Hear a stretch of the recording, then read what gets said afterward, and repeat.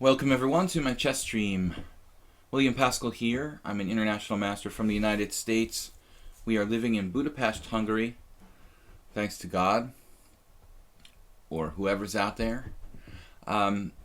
Fortunate to be where we are. So anyway, it's Thursday. We are going to get started here today with Blitz and Classical Chess. I've had a kind of tough week. I haven't played that well this week, so I'm really trying to bear down and play my best today. We have every day, Monday to Friday, stream here 10 a.m. to 12:30, where we are streaming against viewers, playing against viewers, anything between 5 and 8 minutes with a small increment. I've got challenges from Andrea Perrone, one of our most dedicated viewers, and Constant Change. We have a simul every Sunday at 6:30 p.m. CET, or 1830 hours, on lichess, and I'm playing lately 25 players. I'm thinking about cutting it back to 20 because I've really had a lot of struggles with time problems, and this last week was again really a struggle getting in really bad time pressure. It makes the quality of my games really go down, so I'm thinking about limiting it to 20 players, but we'll see. Anyway, I am in the process of processing a review of some of those games I promised to upload on my YouTube channel. A review of Sunday's simul games, which I did do. It is going to come out today on YouTube. About an hour-long review of 4 games from the simul on Sunday. And I choose the games based on quality of games and also maybe excitement value. Sometimes I choose games that are really, really well played. Sometimes games that are just kind of fun and exciting. So we'll see what we get. Lord Alamo, welcome. I appreciate all you guys, who come here and support me. I really, really do. And I want to say thank you. We've only been doing this for I don't know, what is it now? 9 months? And we have a lot of followers, and I really appreciate those of you who are faithful and support the stream. I just mean by being here, you don't have to donate via PayPal, just to support us by being here and telling other people about the stream and stuff like that. Subscribing on YouTube, little things you can do to help support the stream is awesome. Again, my YouTube channel, Video Chess Training on YouTube. I'd like to do more videos on YouTube when I get time. Hopefully that will happen in the future, at least once a week. Okay, we're going to get underway here. I think I made all my announcements. We lost Constant Change. He was challenging. I think my spiel was going on so long that he was like, I'm going to give up. I'm not going to play. There he is. He's back again. So casual challenges 8-3. We'll get started with Andrea Perrone. Okay, Andrea, I'm really working on e4. The rest of my opening repertoire with white, I'm pretty confident with. So I think it's going to be, when I play white here on the stream, I've got a tournament coming up next week in Harkány in Hungary. It's an open tournament, 9 rounds, 2 days double rounds. I'm not really thrilled about that, but it's nice and relaxing to play 1 game a day. But now the FIDE has shortened the time controls. They're, kind of like 5-hour games. When I was growing up, serious tournament games were as much as 7 or even more. The faster games, like the 5-hour games, you can do 2 a day. Not too bad. Alright, Spanish game. Welcome everybody. Hopefully our moderator will be along soon. Hirun, he's been very, very helpful and faithful to us here on the stream, and I wish I could help him somehow with a free car or something like that, but just don't have the financial resources for it. Alright, Queen F6. This is a very rare move. My old friend,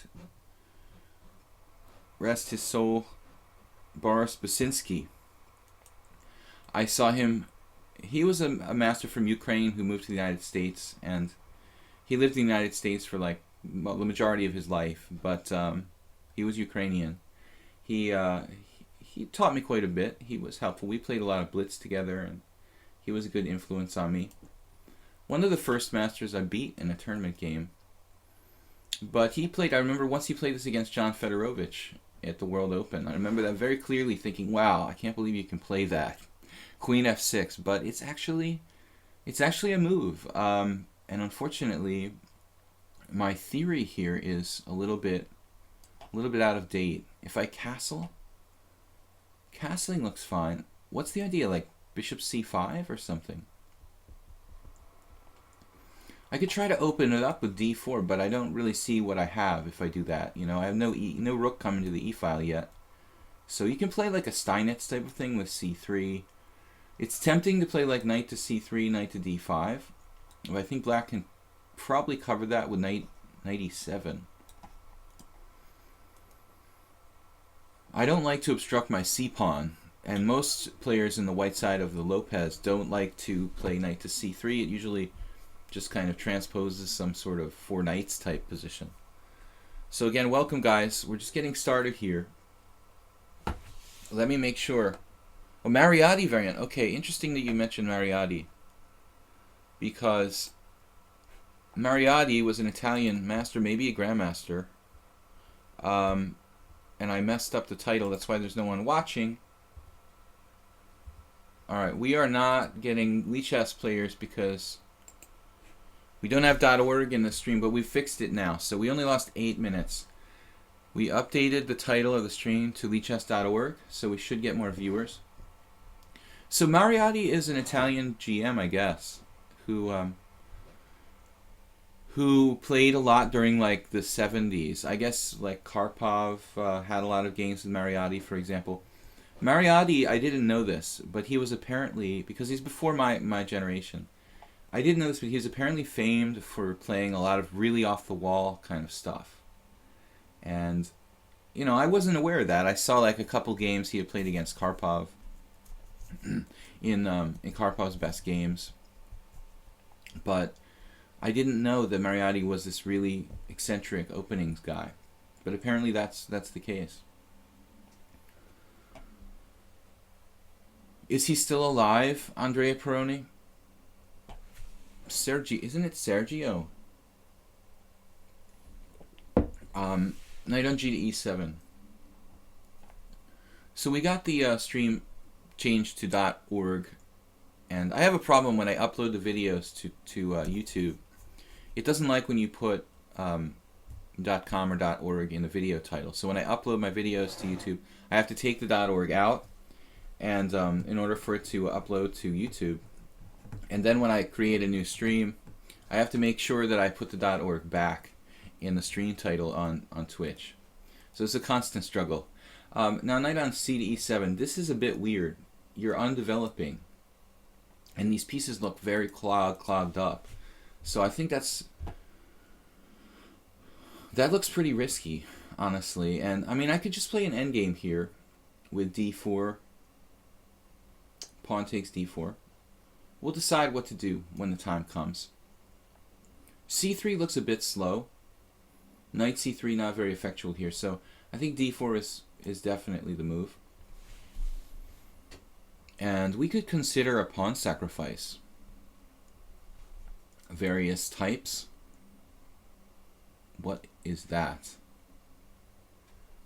Are you sure you want to do that? Alright. Good morning, Vashon Chess. I need glasses, and sometimes the M and the N are hard to tell apart from a distance. I have my other laptop kind of like 3 feet on my left, and I need some glasses. All right, so H6 is strange. I mean, we can just take here either way, but in a vacuum, I would think it's nice to attack his queen, isn't it? But it's even nicer to keep this beautiful pawn center the way it is.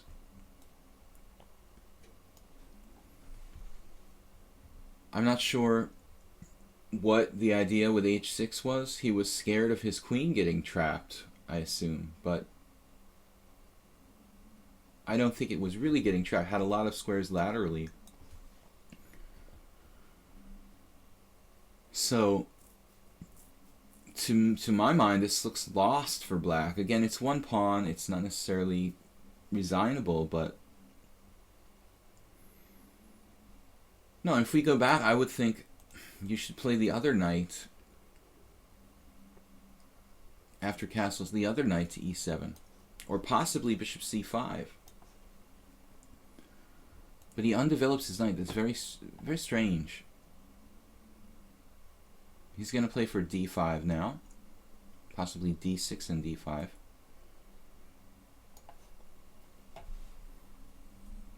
Soroche's here. Good morning. Sergio Mariotti. He's still alive according to Wiki. That's cool. So, well, he's born in 46. He's not ancient by any means. 70 years old, young. But it's interesting that this Mariotti came up, you know, in just like a week ago. I was talking with a chess friend who was older than me. So has a kind of better perspective on players of Mariotti's generation. And he's just a little older than Karpov. I guess they played a few games. That's my only reference to Mariotti, really studying Karpov's games.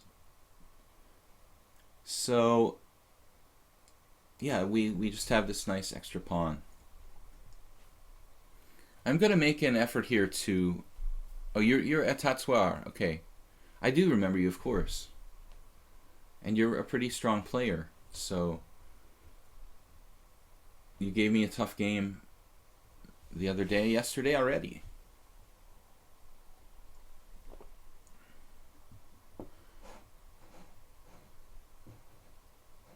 Knight g6. Well, if black weren't down a pawn, he would have a good game. There's the threat of bishop g4. There's the threat of knight f4. You know, I mean, I could see against a weak player, black building up a kingside attack here, but against me, not, because I'm oriented to be very prophylactic. I kind of specialize in that, so we're just talking about Karpov. I could play e5. Maybe that's a simple way. I'm going to end up kicking his queen away. The problem with e5, though, it's a little inflexible.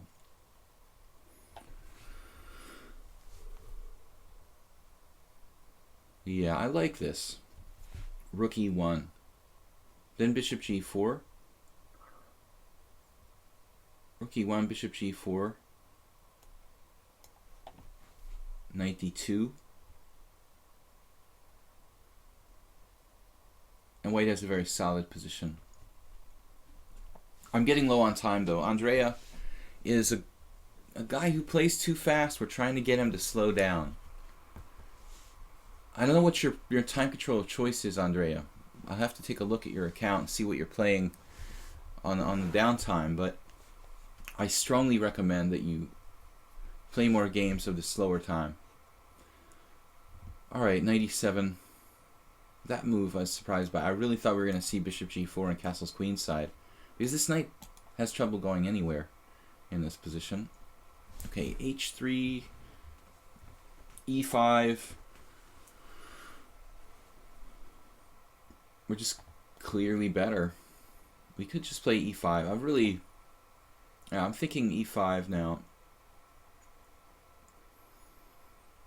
I don't want my pawn to be kind of fixed and blocking my pieces on e5. That's the only thing.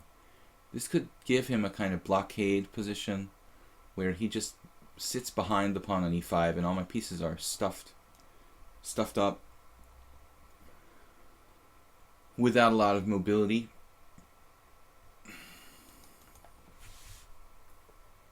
Basically, it's a blitz game now. Remember to challenge in time control with 5-3 and 8-3. Yeah, very good, Vasham Chess. Thank you.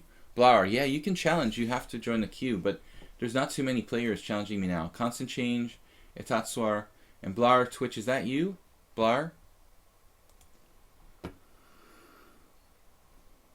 We do ask the players have around 50 rated games with an established rating, and he is qualified. So I had to turn away a few players because I'm getting trolled sometimes by people. So at least like around 50. I would maybe accept 35 or 40 games. But we just need to have a general idea that people have established ratings. So let's see. D takes e5. Yeah, I was going to take with a knight and then take with a rook. which blocks him up a little bit. But on the other hand, it leaves me like letting him get untangled. So I guess I'm going to take with the pawn. This wasn't the original plan, but I don't really like his pieces getting untangled.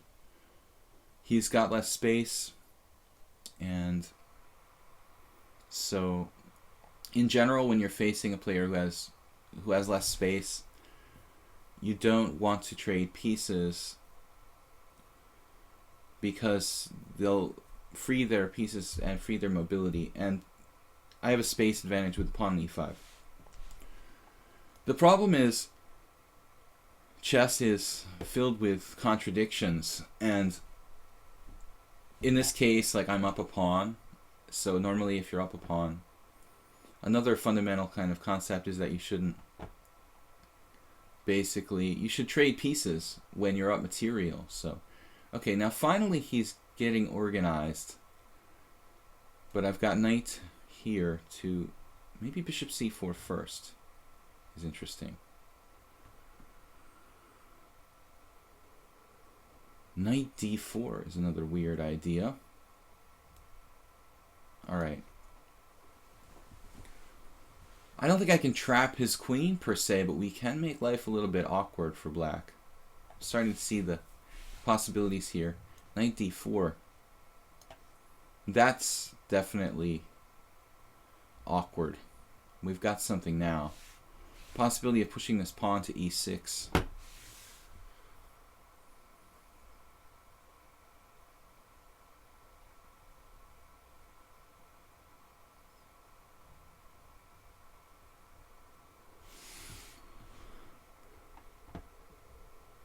Down to 37 seconds, I really have to pay attention to the clock. Sometimes I just completely stop to think about it.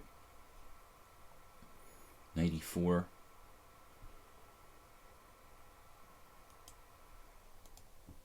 e6. e6 is a pawn sacrifice.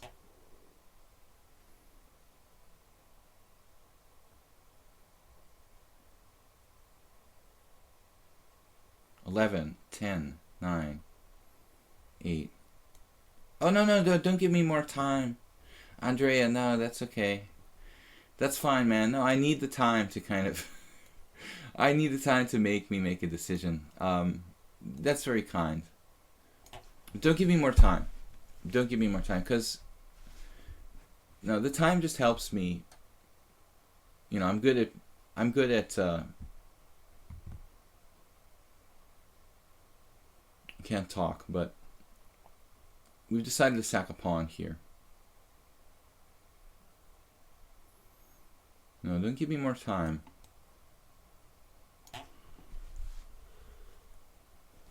What I was trying to say was I'm good with procrastination. So, where to go? Ooh, this isn't so easy. This isn't so easy after all. 9, 8. I really screwed this up. I shouldn't have sacked the pawn. Now black has equal chances.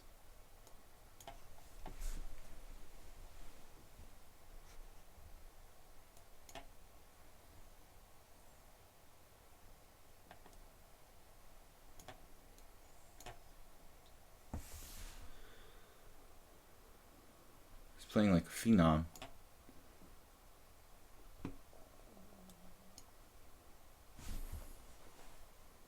Jeez.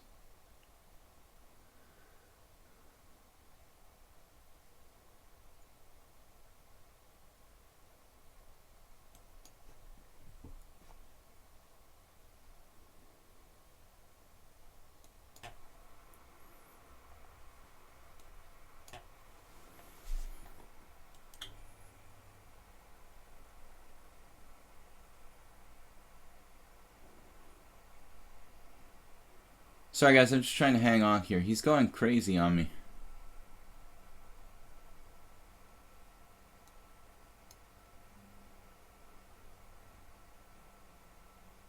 Missed a very strong move there. My pieces are pretty stable now. Okay, He's going totally nutso.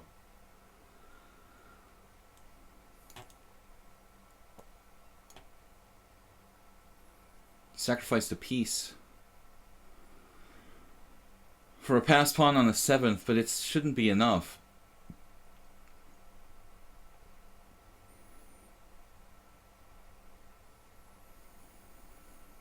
This is a common theme. You can hide behind the enemy pawn.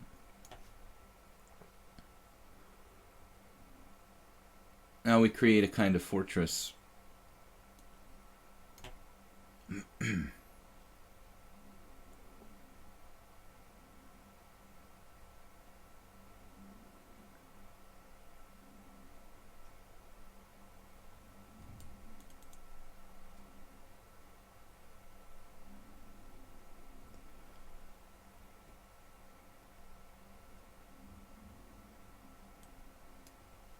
I'm dropping a pawn there. That's not good. Didn't take it. It might have given you considerably better chances to save the game. Now I don't think so. These bishops are pretty stuck. Limited what they can do. No, I don't want anybody to give me extra time. Then the games can get like incredibly long, more than like 20 minutes. So pretty much 20 minutes is the maximum for one game. We've got 2.5 hours. So if we played 20-minute games every single game, we'd have it's like basically only 8 games a stream, and we're hoping to get a little bit more, maybe 10, even 11 games in per stream. So I do welcome challenges like 5-3. But I'm a little sleepy the first game here. He kind of caught me napping. In terms of speed, you definitely need to play some warm-up games before you can play fast. I've always found that. I don't just start playing like 2-minute games to start the day off. Anyway, this interesting battery here.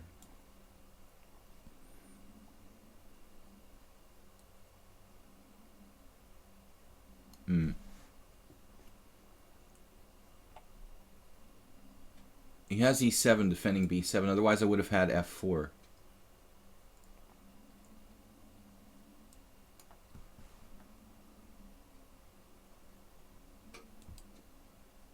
Get my knight active, then I'll be winning. This is the piece that isn't being used at the moment. If it gets in the game, black will feel the effect of this extra piece. Definitely let the time get let the time get a little out of control here. All right.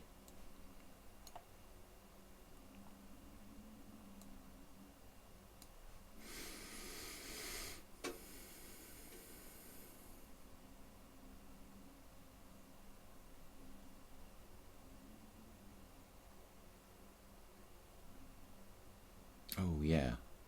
This tactical idea is rather important. Yeah, you can see it perfectly here. The illustration of the latent potential of the angry piece that's like really pissed off that it's blocked in the whole game. Maybe that wasn't the best move, of course. Man. I really need to find something concrete here.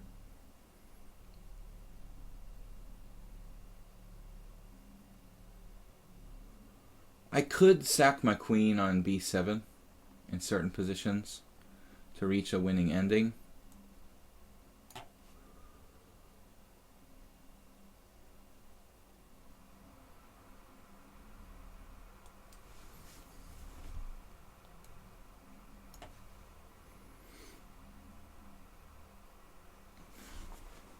All right, Andrea, thank you for the game. Dangerous in very fast play. I almost lost on time there. Opening, you need work on the openings. That would be my number one and really only criticism of your game. You just don't have a concrete opening to play. Constant Change, what's up, guys? Lord Alamo. Hype for the World Championship tomorrow. Alright, let's see. What are we doing? So, Marius, welcome to the stream. Let's see. Marius is in Oslo, it turns out. Not sure the best line of communication. Talking, what? Talking on stream to your opponent? Let's say they're listening in. Alright, you guys are talking about Oslo pubs. Let's see. Okay, let's get started. Constant Change, Etatsuar, Blar, Twitch, and M. Havgar. We've got some viewers now. We forgot to put in .org in the beginning with our stream. Guys, don't forget to check out my videos on YouTube. This afternoon I will be processing the Simul review video from Sunday. I featured like 4 games. That's as much as I can fit in a 1-hour video of the Sunday games. Just kind of highlights of an analysis of 4 games I played. Kind of brief, analysis of 4 games I played in the Sunday Simul. So Constant Change. I'm going to try the Karo Khan. Blar says 8-3 is a very long game, though. You know what, Blar? 8 hours is a really long game. That was what I played with Walter Brown in the World Open in 2000. No, in like 1991. That's a really long game. 8-3 isn't a really long game. 8-3 is fairly fast. 120 move night ending with Walter Brown is a long game. I'm just kidding. It's relatively long for a blitz game. Yeah, but we need a little time to think. Alright, so Bishop F5 is... In my own free time, I do play 5-minute and 3-minute. And those are my preferred time controls. I used to like to play on the Internet Chess Club before I discovered lichess, and I would play in the 3-minute and 5-minute pools. Because, this is an issue here on lichess. People can manipulate the ratings, basically, by dumping points to their friends. I'm sure it's a big issue here, but because of the rating system, it's easy to play your friend and give or take 200 points. So I always like the concept of having these rating pools where you have to just play whoever, You have to just play somebody who's automatically, given to you as an opponent. So that was my preferred blitz time control in the past. 3-0, 5-0. I never played increment. But I'm just doing increment because of the stream. I'm not this old codger who can't move fast. Some people think that, it's not the truth. I can play very fast, but I need to practice and to be in practice. And I'm getting used to playing this slower time control. So for the sake of the stream and for the sake of being able to talk, and I don't like to really play with increment in my own free time so much. So now h4, not giving me much choice here. Blar will manage to wait. Well, it used to be a free country. Bishop takes d3. Knight f6. Yeah. Okay, guys, so the story with this is I played for years Karo Khan with knight d7 and even knight f6 and g takes f6 in the main lines. But, I've come to the realization that I was basically playing the 2 worst possible variations of the main line of the Karo Khan for whatever reason. It was always a backup opening for me, though. Not my main stuff. But I've never scored well. And it's kind of no wonder because, honestly, knight d7 is very difficult and g takes f is very difficult. I think bishop f5 and even knight takes f6, e takes f6 are the best lines for black. The problem here is that there's so much theory. There is just a massive amount of theory for black to have to learn, for both sides actually.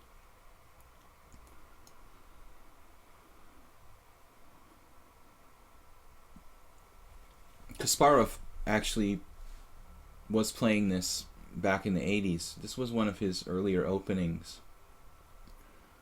But I think he realized that, the Karo Khan isn't really his style.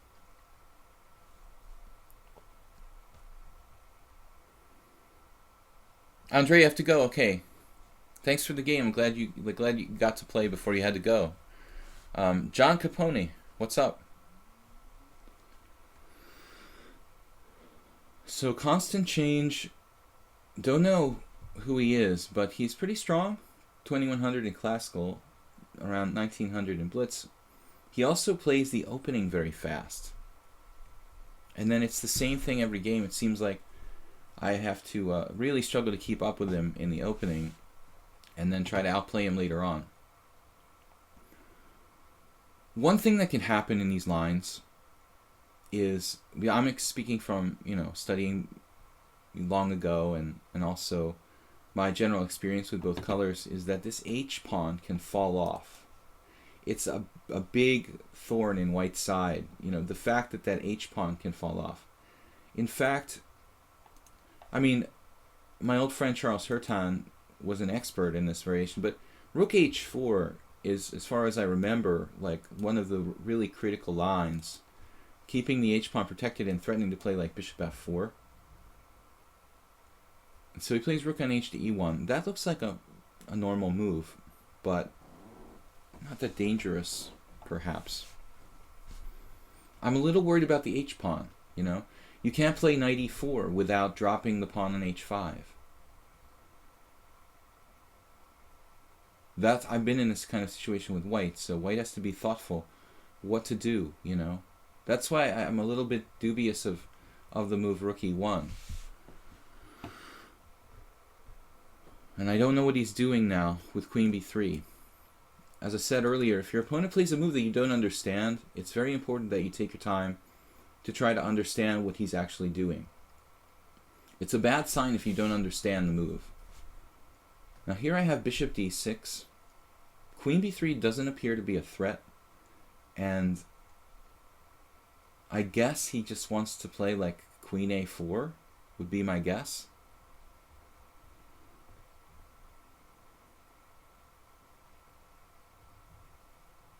So we play Bishop D6. What else can I do? It stops Knight E5. Threatens to win a pawn.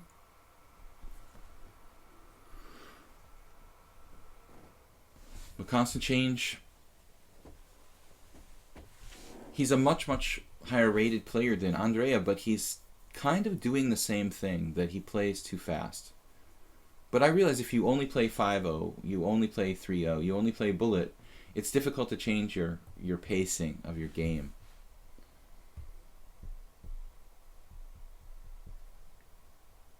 It was difficult to sleep last night. But in the morning I actually had really 3 good hours of sleep between like 6 and 9 a.m. So I'm try to wake up before 9 every day. But we had some good sleep in the late morning, so I'm feeling pretty good. This is in the list of the openings that I really want to work on, because I need to have a solid kind of option for black against E4. You can't play the Sicilian every game. Become too predictable.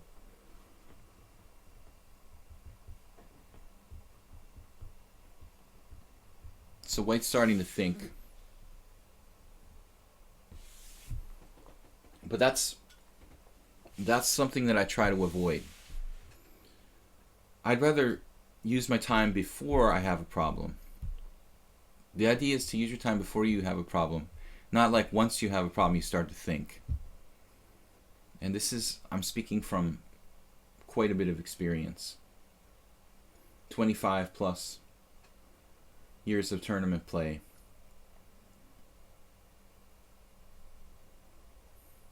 Sometimes Alexander Ivanov would actually use all of his time to figure out an entire position and then just reel off the moves, like 20 moves in 1 minute, once he completely fully understood.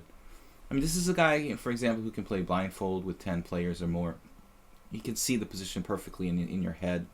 You can reel off 20 moves. If you really understand the position, everything that's going on there, once you fully understand the position, you can make extremely fast moves.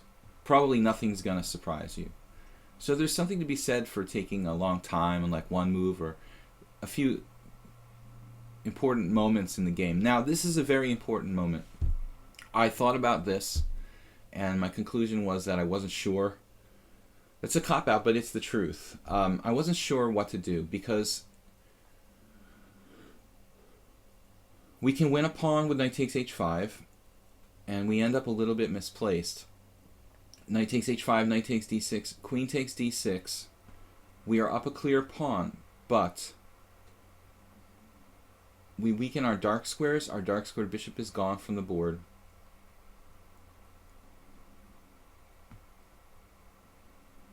The other option is knight takes knight, rook takes knight, and knight to f6, forcing him to play rook h4.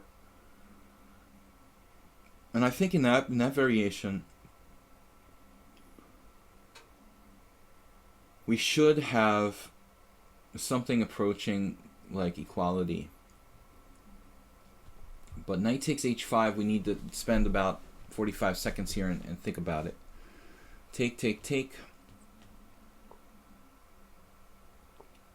He's got knight e5 maybe, which is very unpleasant, hitting f7, all sorts of threats. Yeah, I'm going to err on the side of caution here. I also have another move, actually, bishop f4. Let's stop for a minute.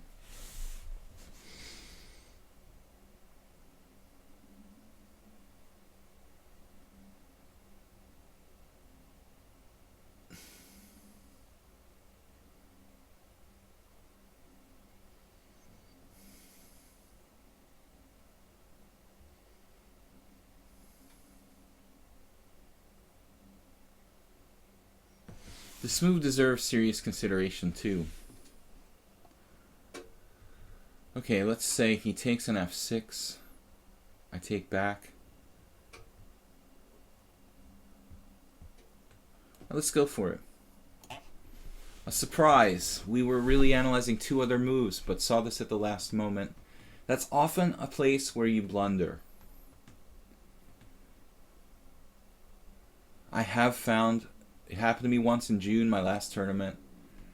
I analyzed one or two continuations, and at the last moment, this move jumped out at me, and without really taking into consideration all the possibilities, I played it pretty fast. It turned out to be a nearly losing move. So be careful when you analyze and you're about to make your move, and then you see another move, that you analyze that move just as much as you analyze the other moves. This one, I think I didn't have enough time to fully evaluate as much as some of the other moves. So I might have missed something here. I'm just speaking, you know, I'm not like hiding a secret move I saw or something. I really just might have missed something, but I'm not sure. So take care when that happens, that you're sure you analyzed it enough. For those of you that don't know, I mean, I like to have fun here on the stream and chat and talk, but my main goal is to improve and to help everybody else improve. It's not just to help you guys improve. I'm not just a chess coach. I also want to improve myself. And I do get a lot out of playing with you guys, and it is a great training for me too. So it's mutual that we're both learning from this. And it helps me to, talking to you people and about the games helps me to really see my own problems more clearly and think about the game objectively. Now, knight takes f6, we could take back, or we can play bishop takes. Don't see the benefit in bishop takes.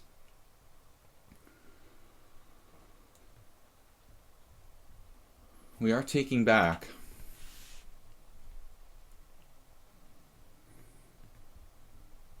There was another move there he had, queen a3, which I thought was really interesting, instead of knight takes f6.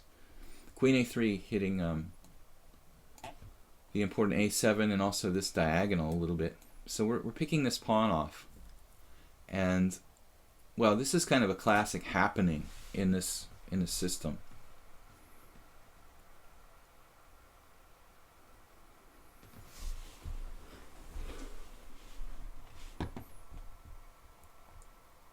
There's actually a movement among players who play the white side of this variation. There's long been a movement, you know, to not play h5. So this is the philosophical question. in this main line of the bishop f5 Caro-Kann. Should we play h5 or not? Because the h5 pawn often drops off. And white has lost a lot of games as a result of that. This is certainly not the first time this has happened. It's a kind of chronic problem. So you should think about, we should all think about the possibility of that. Now what? Like knight d5?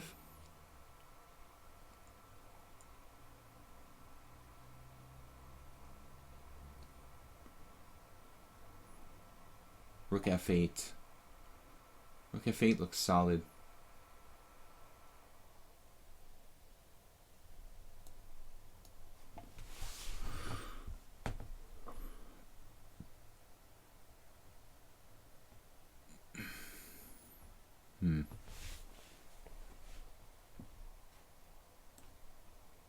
We do have some problems here.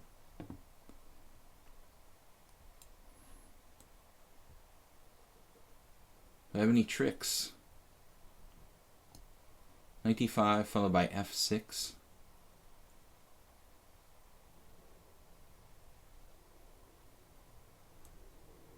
Really not sure.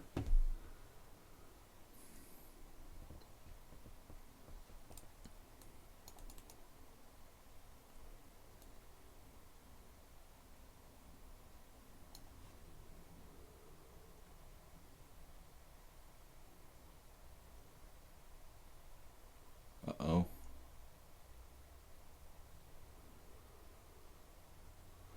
This could get a little weird.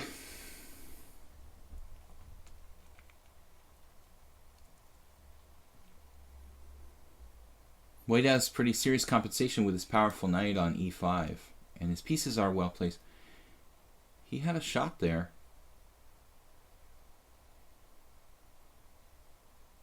Maybe c5? Whoa, whoa, whoa, whoa, whoa, c5.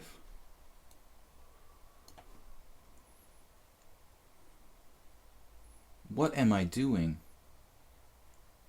Man, wow, that's terrible. I played rook a3, king b8. Okay, guys, so we are making some bad blunders.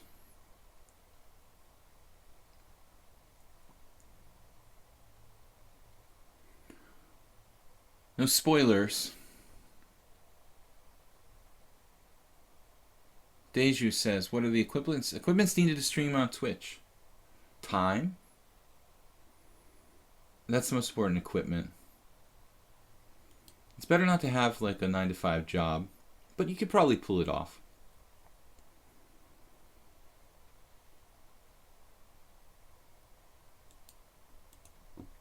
C5 is classic break here, but yeah, he has this. He had this last move, and I missed knight e4 for 2 moves. It's really, really disastrous. Okay, so I don't know what's going on here. We're still up a pawn, but the pawn structure is kind of a mess now, and we should be better. Maybe not. Okay, this is critical. Looks like he's hanging on. Darn. Knight e5 is fair.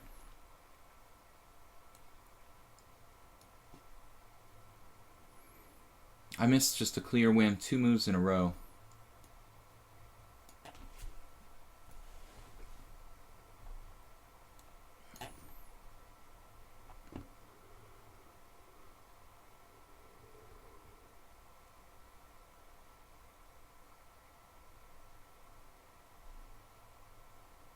Should I switch files? The F file looks kind of important. If he gets on the F file and gets down to F7, I'm in trouble.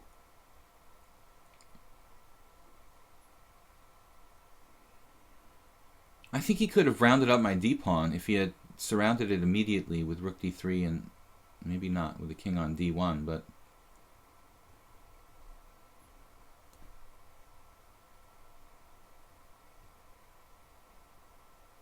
g4 is a nice move. Nice move, sir.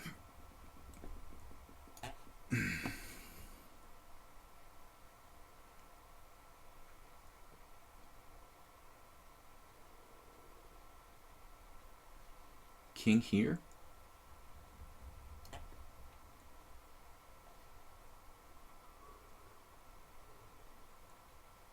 This way I can keep my two connected passed pawns. But, okay, we both made a lot of bad mistakes right about the time when we were about 1 minute. And I had two chances to fork him with 94.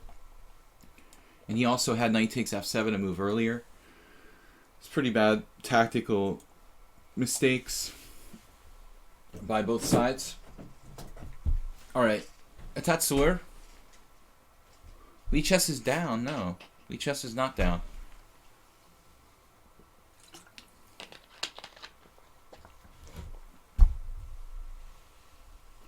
It seems nobody here in the chat understands English. You guys are trolling. All right. What did we play yesterday? I was black. Don't remember.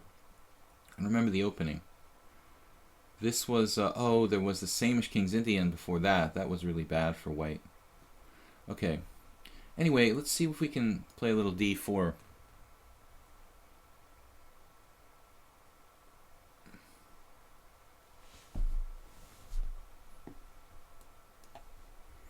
So the second game, I spaced out on what we had yesterday at Tatsur.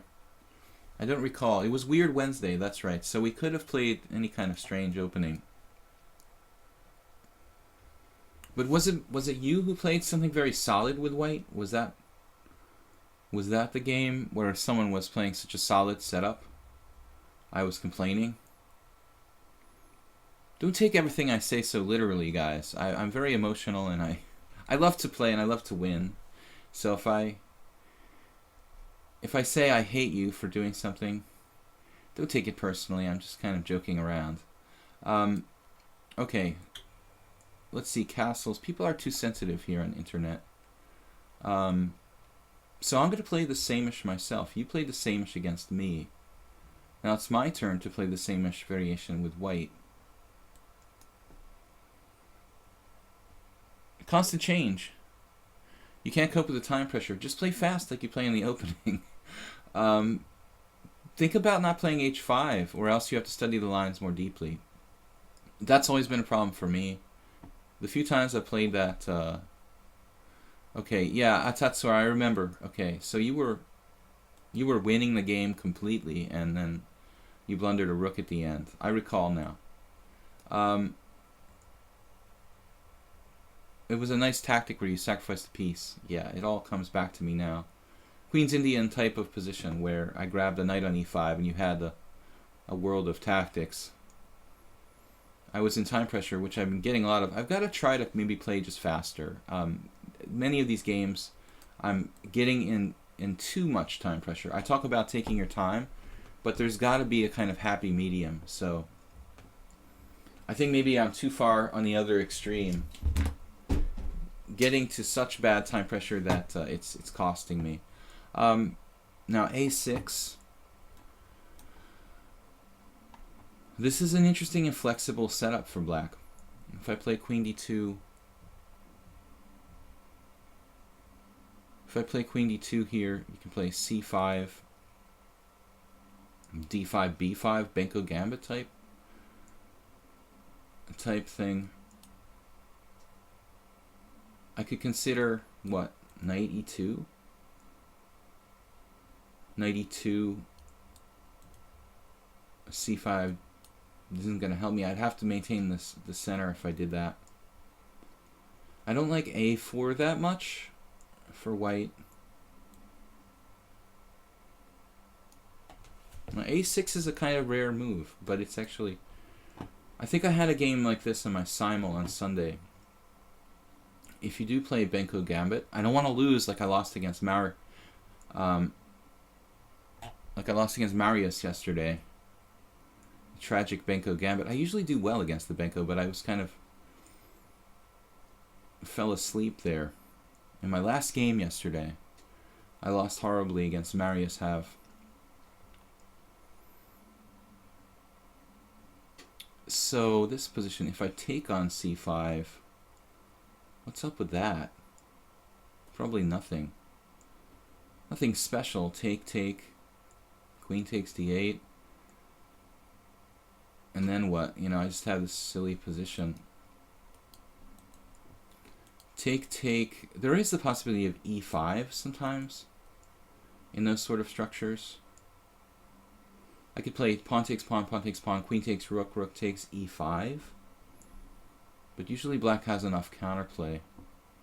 However, this particular version looks sort of interesting because you've weakened yourself with a6, e5, knight d7, f4, f6. Looks okay for black, probably.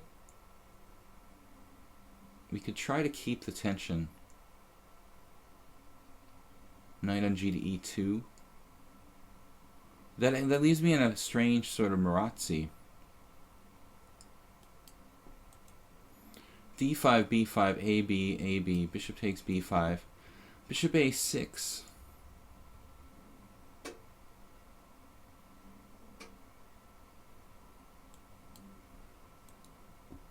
It shouldn't be such a bad Benko. Played queen a5 instead. Alright, well, I think I have to play like a4 now.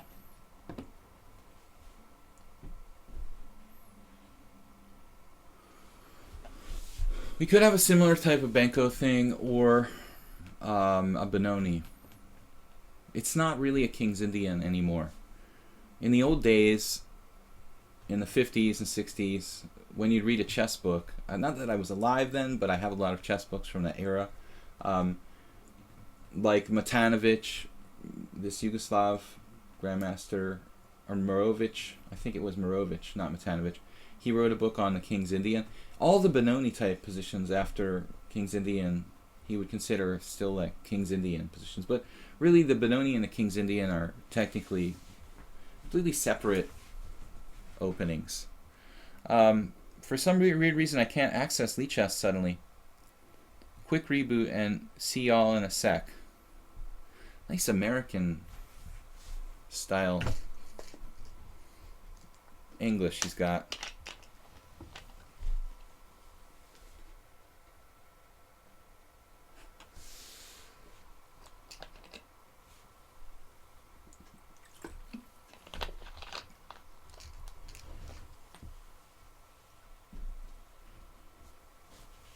Yeah, Constant Change was saying thanks for the advice about the Caro. There was a period a while back, you know, like 15 years ago, when everybody was playing h4 and not h5 in those main lines. I don't know if lately they're experimenting. The trend is kind of this weird. The trend is the advanced variation against the Caro Kann. Okay, that's what all the top players are playing now. But I think the main line is universal and will always be played. Lately they're experimenting with some stuff like bishop c4 and knight on g to e2 against the mainline Caro Kann with bishop f5. I'm back in my comfort zone here. As long as black can't play b5, I feel very confident in these kind of positions. You'll find that if you play an opening enough, you become confident, and it really increases your results. Just believing in yourself because you've had a good track record with an opening will actually increase your score. I'm 100% convinced of that. You can find yourself in a position and make the right moves, but if you don't really know the position, you're not going to play as well. This is close to transposing to my game with, what's his name? Oh, I don't remember the guy's name. From my Sunday Simul. Except I don't think my Sunday Simul opponent played Queen A5. It's a standard idea.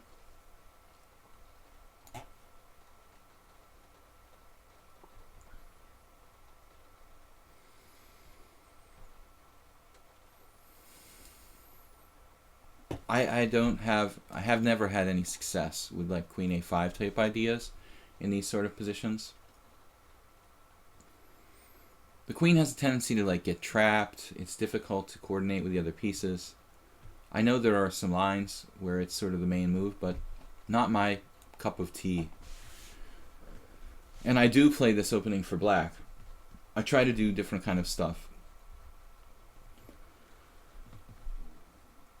Maybe break the pin a different way. Alright, so here we are in the main line, probably. There's different schools of thought. Some people like to play knight to c1. I'm more of a knight g3 kind of guy. The knight g3, it kind of helps with the king side attack. It slows black down a little bit over there. It helps defend my king. It doesn't get in the way on the back rank. I never really understood this, guys. Kaidanov I've seen play like crawling around with knight c1 and knight a2, and it's just, I don't know. I just don't really like this knight c1, knight a2. It feels very slow to me.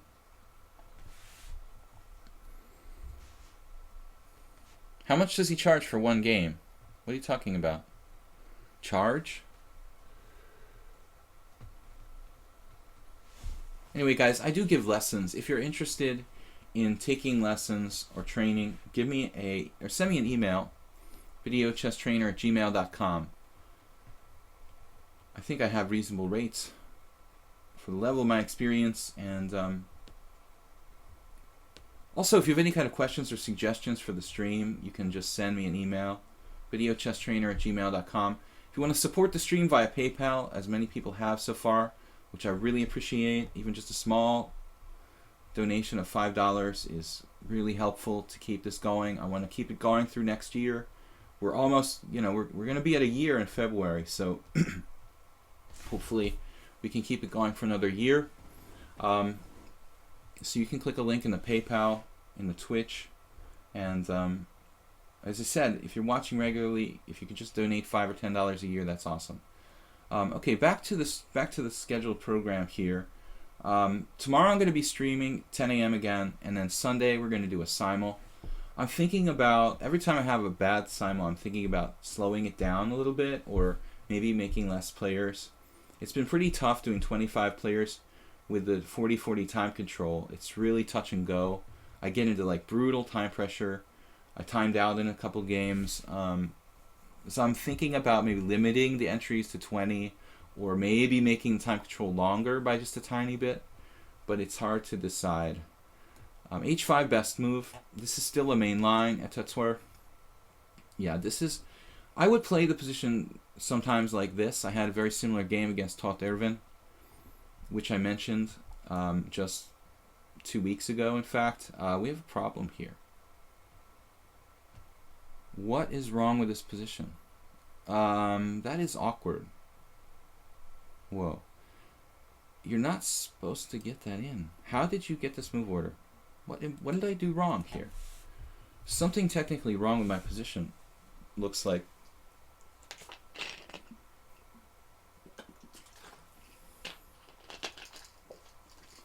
That's weird. How did you get an h4 so fast? Huh.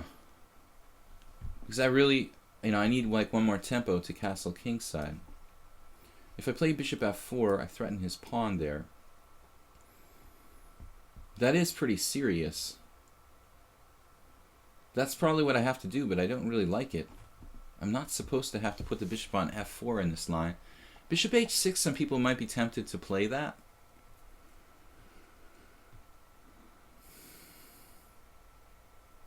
I mean, keep in mind that black could simply play like bishop to d4 there. So I don't know what I did wrong in this position. Maybe Kaidanov is right. Maybe I have to play knight c1 here. Oh well, we're going to check it after the game. I'm not happy about this development. We're going to end up kind of like wasting a tempo on a move I don't really want to make. Bishop f4.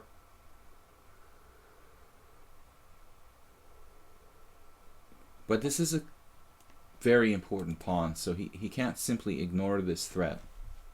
He does. So much for can't simply ignore it. He does just simply ignore it. Wow. All right. Interesting. Well, if I take the pawn, what's happening? Take the pawn. I'm in, man. I'm grabbing.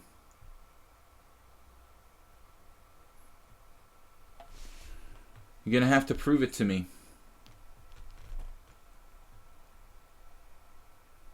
That is the base of your pawn chain. I'm willing to suffer a little bit for that pawn. So, if that means leaving my king in the center for an extended period of time, I still have a very strong pawn chain. You know, you're going to have to break this pawn chain down. And I don't think that's an easy task. I play this position for both sides. I thought just knight e5. I mean, bishop f4, knight e5, you have a totally normal position. You're going to probably gain a tempo compared to normal games where I have to move my bishop on f4 again. This is very risky though. Queen b6, okay. Nice c. He's got an idea here. But I don't really get it. I'm going back.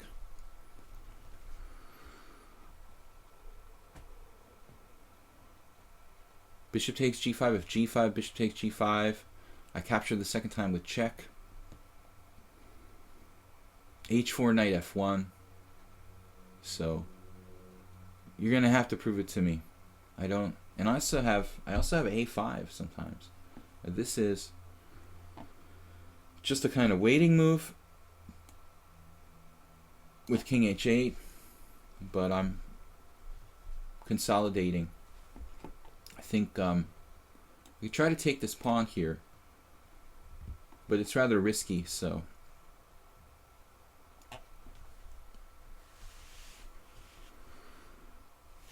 Okay, now I'm winning. Now I'm a pawn up. I have a solid game. The center is mine. Winning is a, it's a relative thing. Let's say clearly better for white.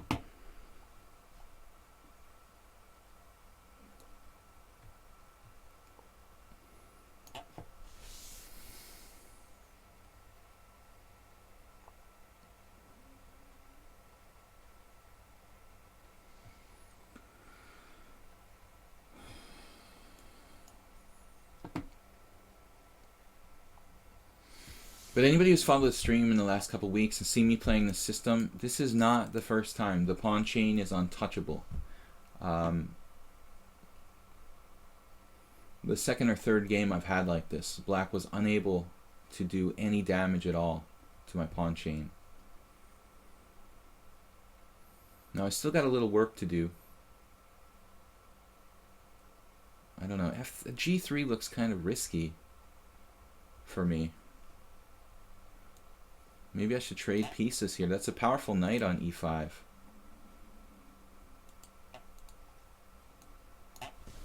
My bishop isn't great, but it has a lot of latent potential.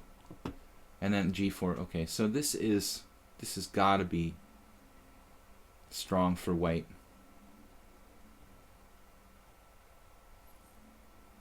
Uber Benoni.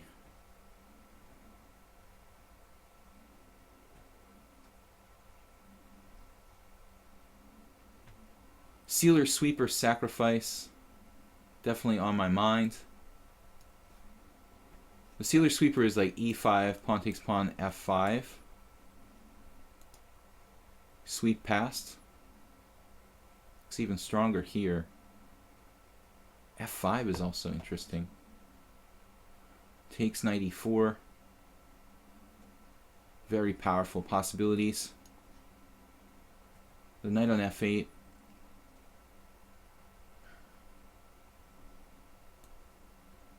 I have f5 here. Ooh. That's not that great, actually. Plays knight e5. He gets a great knight there. And this is suicide. Okay, so this has got to be winning for me. We can go back now. Protect the a-pawn.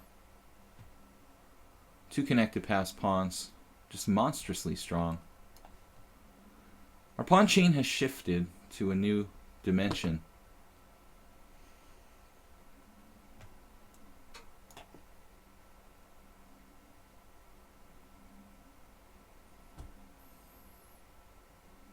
Okay. So Blair Twitch is up next. New opponent. It's 5-3. This is a blitz game. Hi, William. I'm Victor. We had some emails. I'd love to subscribe, but the button isn't there. Yeah. No, we're not. We're not doing subscriptions on Twitch yet.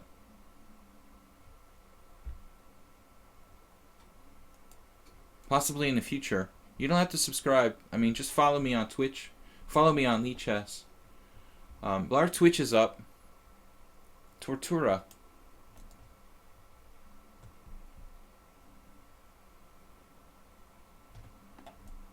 Good to see you, Victor. Welcome, everybody. We'll be back tomorrow again with more blitz and classical chess. Friday, I love Fridays.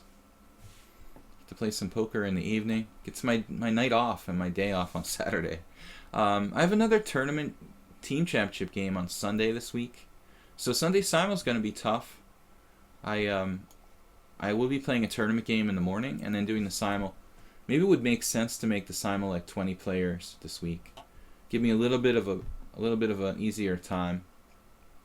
But the good thing is that if I play 20 players instead of 25, I think the quality of the games is a little bit higher.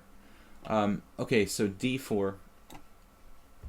White doesn't seem to have, any interest in playing any kind of funky type of setups here with e4.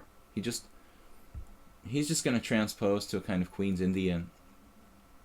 There's not really, I don't really trust g6 and f5, for example. So, what to do? e6 is fine. And now we have a choice between bishop to b4 and knight f6. a3 is a controversial move. Wasting a little time. I've got to move it because it's pretty fast time control here. Yeah, I was forgetting again. I have a tendency to do that. To forget what the time control is. So rather than pin myself now, maybe we just don't. Play something more fluid. I'm not committed to knight f6, allowing like bishop g5. d5. Large Twitch is 2100. You have an established rating, right? We talked about this already. Yeah, I mean, he's fixing the pawn structure. I think that's good for me.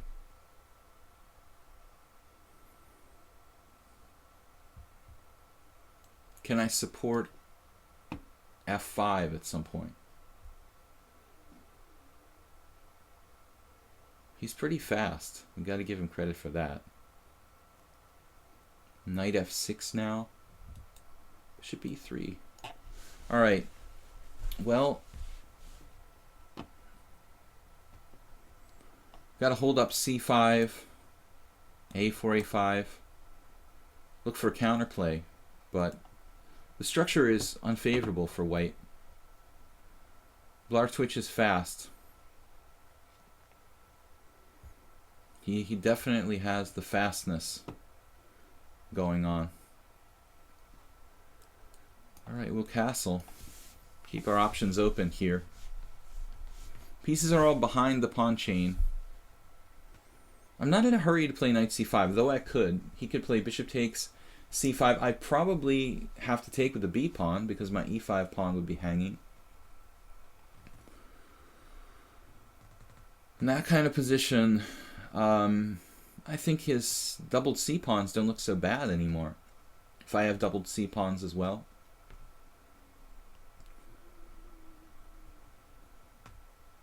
Two knights in this locked position should be an advantage I can use.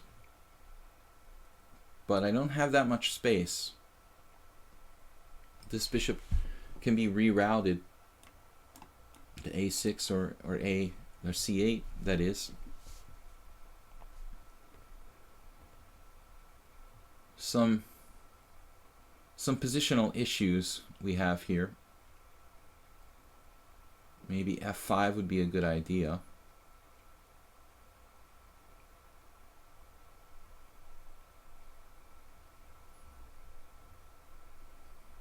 I don't really like having to play like h6 to weaken my king side here. Bishop c8 is interesting.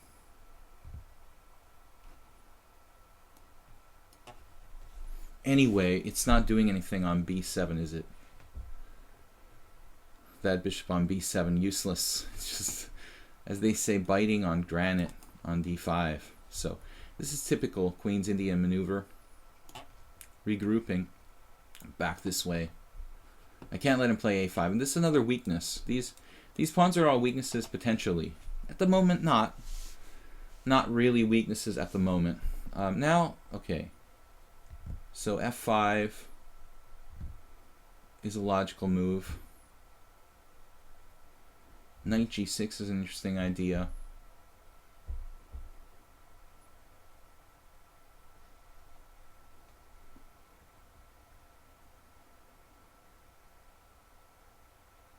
Knight c5 is fine.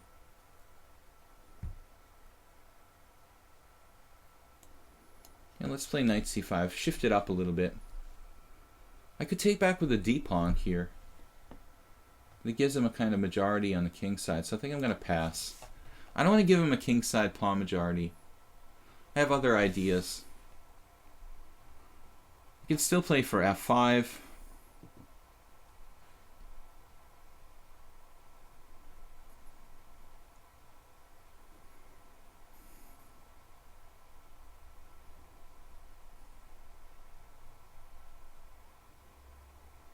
Most of our pawns are on the right color. Now what? Oh, I see. He wants some kind of...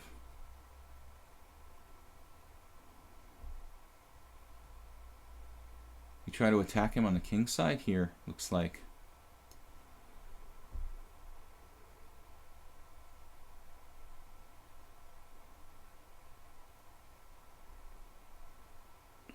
Yeah, I think we just play for a straight up king side attack, knight f4. f5. Keep an eye on his a pawn. We're going to break with f5. And hopefully the f5 pressure, the double pawns, favors black. Okay, he stops f5, but we're the first to strike. I think black is a little bit better here.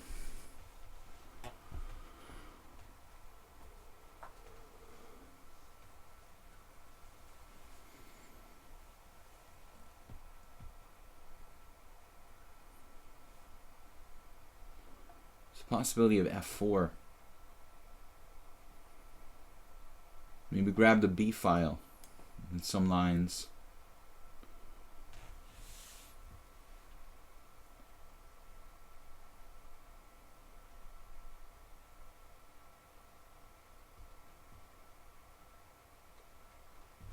An undeniable slight advantage to black here.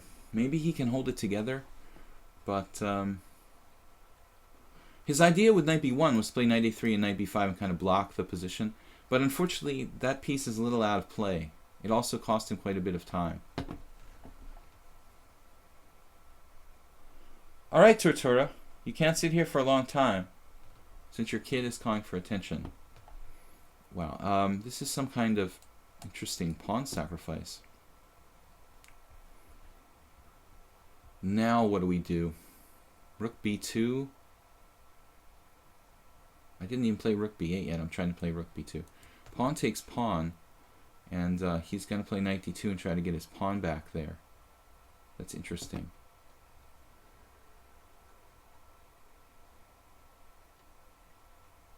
Maybe rook f6.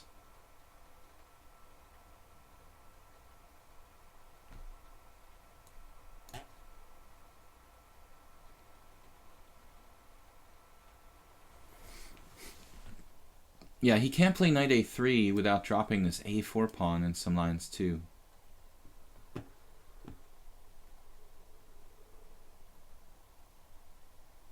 I decided to play a little tricky here. Try to exploit his queen on h5.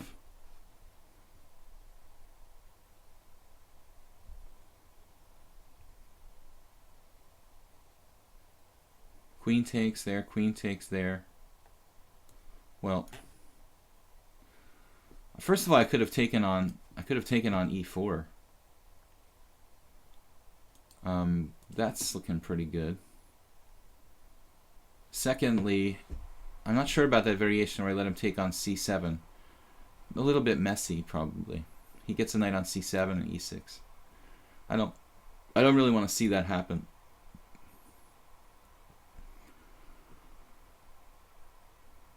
Looks like we have serious kingside threats.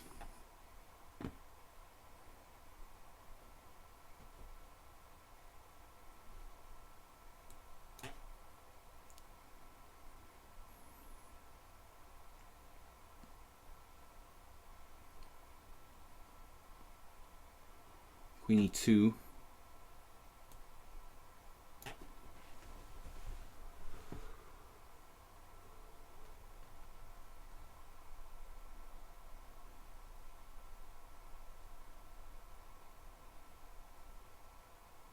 That was probably a stupid move. That was a very stupid move by me. And a much better move. Man, now he has rook a2. Just in time.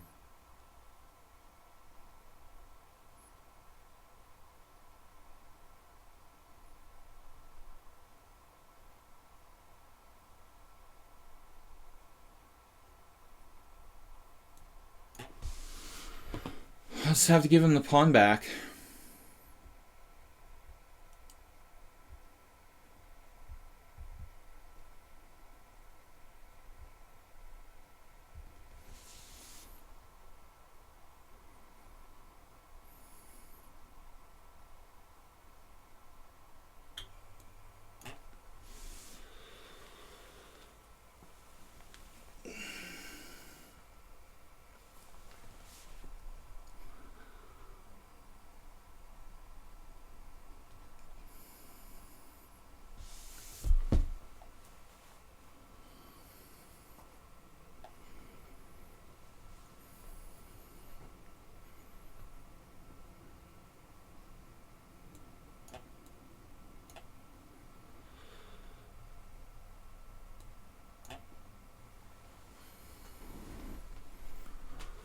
What? Okay.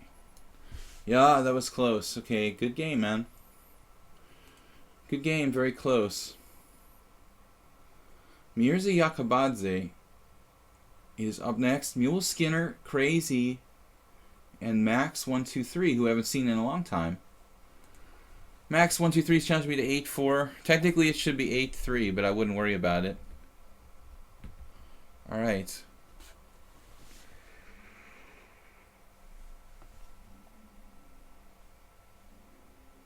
Let's try e4. It's been a while since I played Mirza. I don't remember the openings. That was a Sicilian. Oh. So he played the white side of Sicilian really well against me in the last game. And the other game was a bad Tarish where he dropped a pawn or disconnected. I don't know. He was white in a Sicilian with a really good game. When someone plays very well against you in the Sicilian, maybe that means they're a Sicilian player themselves. A6 is O'Kelly's variation, or the O'Kelly, named after Alberic O'Kelly, who was the first Belgian grandmaster. He was a tremendous talent. And interesting fact was O'Kelly was one of the last people to ever play Rubinstein when he was in an asylum in Belgium in his older years. O'Kelly had a couple of the last games ever played with Rubinstein. So d4 is a mistake here. I'm supposed to play c3 or c4. Okay, we'll play c3. You could play d4 and play a kind of Mora gambit, actually. That's interesting. R. Kelly, please.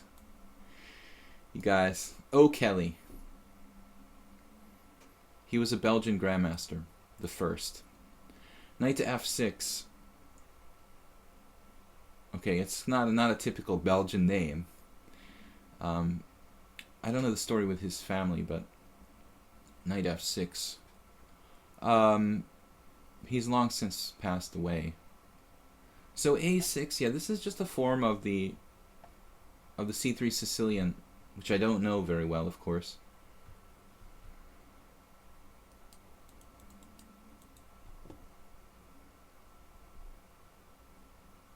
Maybe bishop d3. Then what? Bishop d3, bishop g4, is that a problem? Do you have a problem with that? Maybe I should play bishop e3 first, right? Yeah, that makes totally more sense.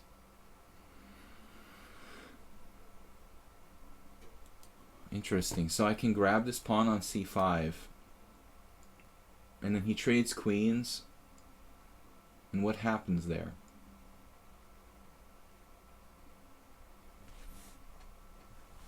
I also have c4, possibly.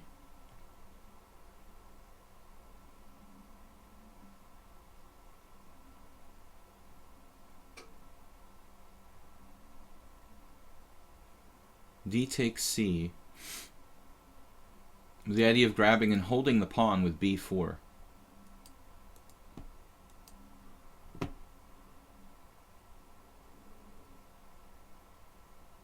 Not R. Kelly, O. Kelly. You guys are funny. D takes c, queen takes d1, king takes d1. He doesn't have the best setup for this pawn grab type of thing. Knight g4. I'm gonna go for it.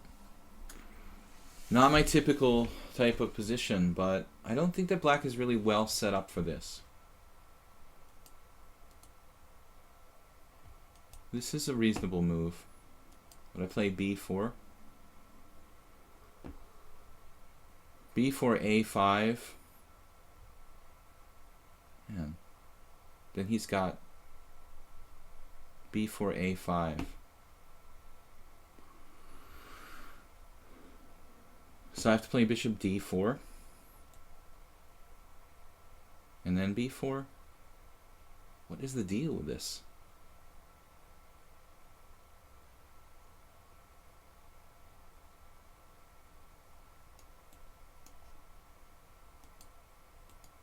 Mirza Jakobadze has more time than they started with. That's kind of strange. Also played the opening against me extremely well last time. But this time I didn't expect knight to c6, honestly. So that's kind of a weird move. I need to get developed to get my king to safety. And bishop c4, threatening to get rid of this annoying knight on d5. Looks like a good try. Yeah, I'm happy that he went this route. Now my pawn on c5 is fairly solid.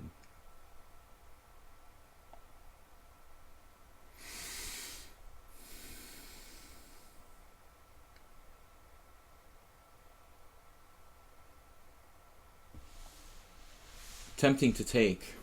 Probably best.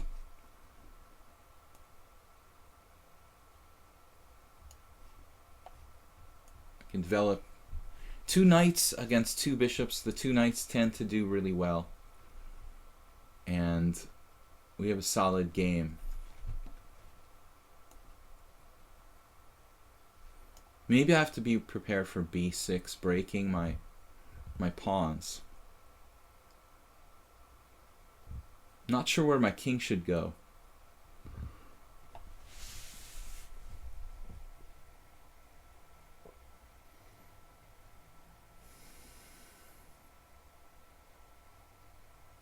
With b6, I could always play knight a4.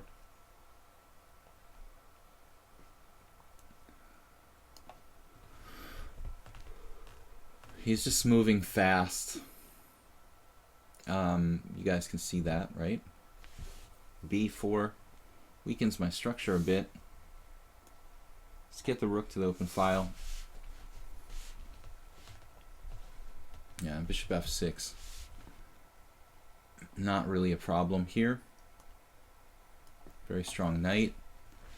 And now I guess we're going to walk away because I don't know if I like c2. I don't know if I like e2. I don't know if I like d3 because of bishop f5 checks. So I think we walk away with king e2 now. And we cross back into the twilight zone here with king f1. Black has a little bit of compensation. Now f6. I'd like to play knight to d3. Actually looks okay. Bishop f5, knight b4. Good luck. Good luck defending that pawn.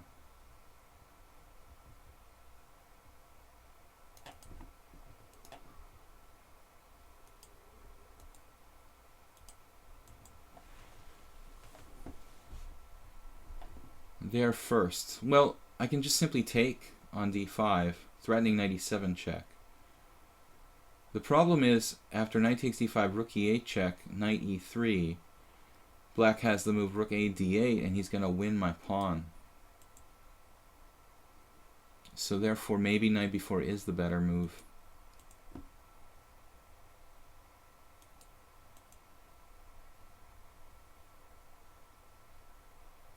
Knight takes d5, rook check, knight e3. There's an interesting line there, knight e3, yeah.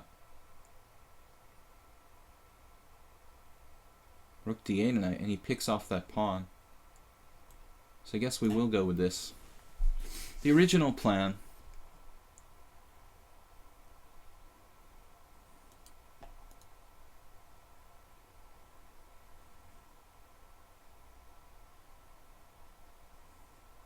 Look at his time usage.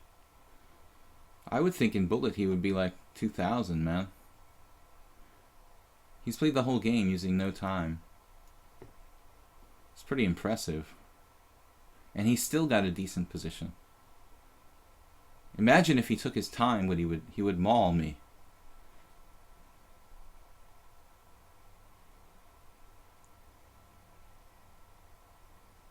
He's used literally 1 minute for the game, 20 moves. Making every move in what, half a second or something? Well, he's got increment.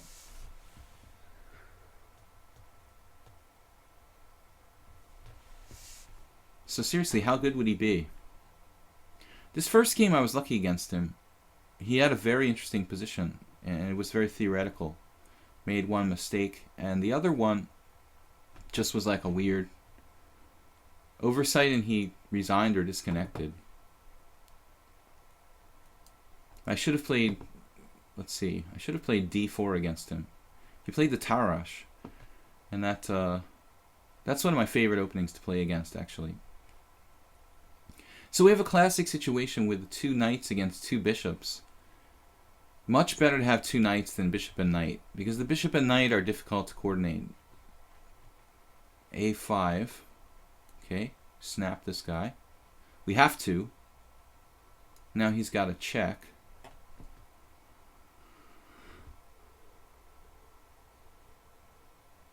We are up 2 pawns now.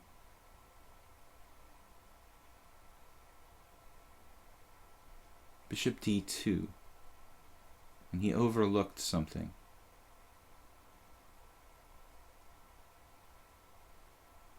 He overlooked knight e7 check, leaving me in a 2 knights versus rook ending.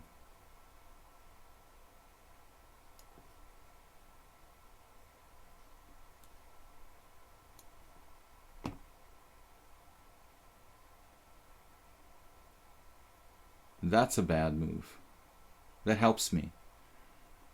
I think there, you still could try rook d8. When it's actually a little, excuse me, it's a little tricky for me to defend the pawn on d4. Now it should be fairly easy. My king can actually come back to the center. I don't want it out of play.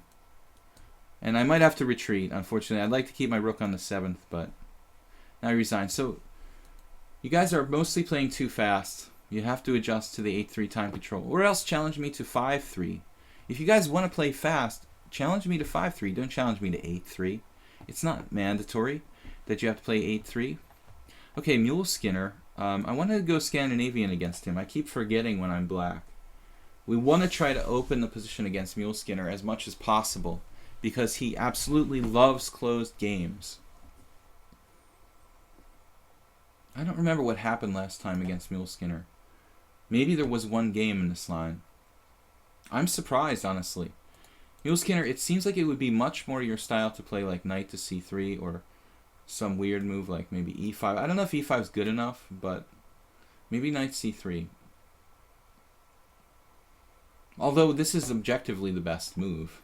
It's just that it's a little hard. Yeah, there's some semi-closed type positions you can play here. Okay, let's see what he does. It doesn't have to get wide open. I don't think c4 is my choice, though.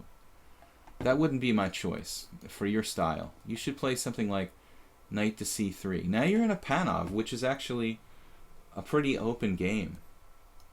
I think one of the more open games. If I play bishop g4, it's a well-known drawing line. Pawn takes pawn, knight takes pawn, queen b3. A million draws in the database in that variation, so we have to try something to try to win with g6. Playing for a win.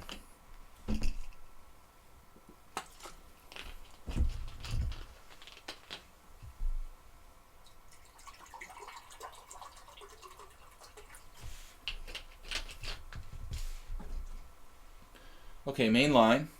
Let's see what he knows here. C takes d5, knight takes d5.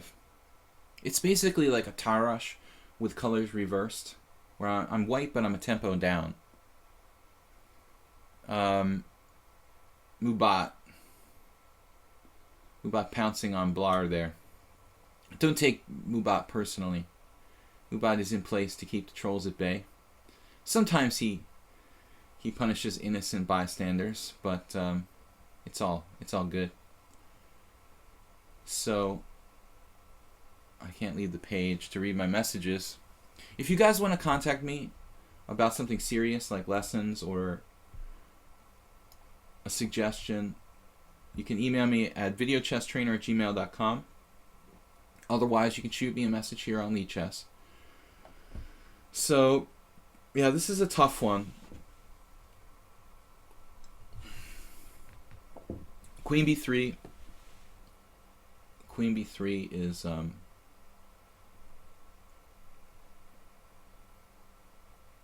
more popular move order, but it probably doesn't make that much difference. Well, actually, it does make a difference because I can play knight b6 now.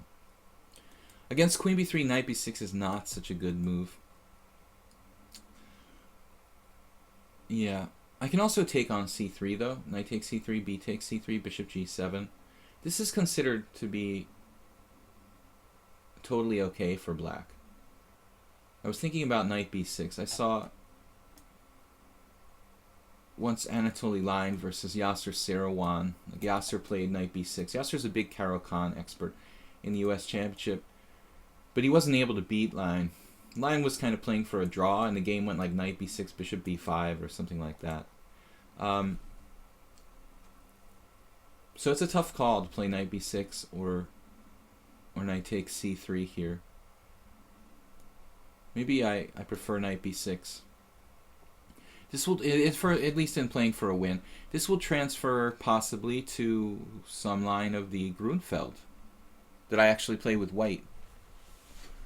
50 viewers, guys. We need more viewers. So tell your friends and enemies about my stream. Just don't invite any trolls. Tomorrow we'll be back 10 a.m. We still have an hour left here streaming. And Mule Skinner's up. So you got at least 2 good moves here, Mule Skinner. But the problem is if you play queen b3, knight b6 isn't really a great move. And I have to take on c3, and then you play bishop c4. That's all the rage now. That variation is all the rage. But bishop c4 gives me the extra possibility of knight b6. If I play knight takes c3, you can play queen b3 and transpose. So that's the best reason to play knight b6.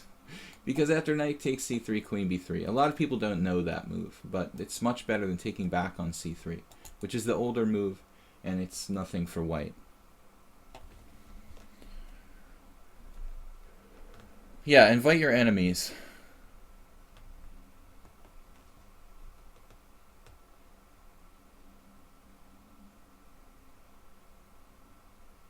But we got Mule Skinner into the kind of position he doesn't normally play.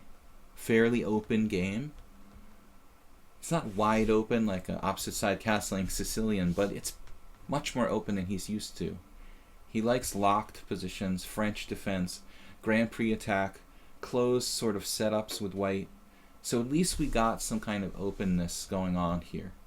It's about the d5 is about the only way I've been able to get him in a semi-open position. Zeus says, I'm thinking about setting up a dual commentary match with another streamer. Oh, you think setting up a dual commentary match with another streamer could help tremendously? Well, I'm open to it, as I said before, you know.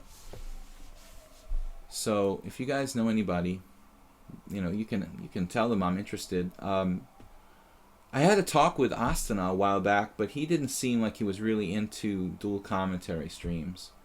He was interested in cooperating on doing some analysis of like the Olympiad, but he didn't seem really like he wanted to play dual commentary. So somebody like John Bartholomew would be, I guess, the ideal opponent. A good player who's well spoken and respected, obviously.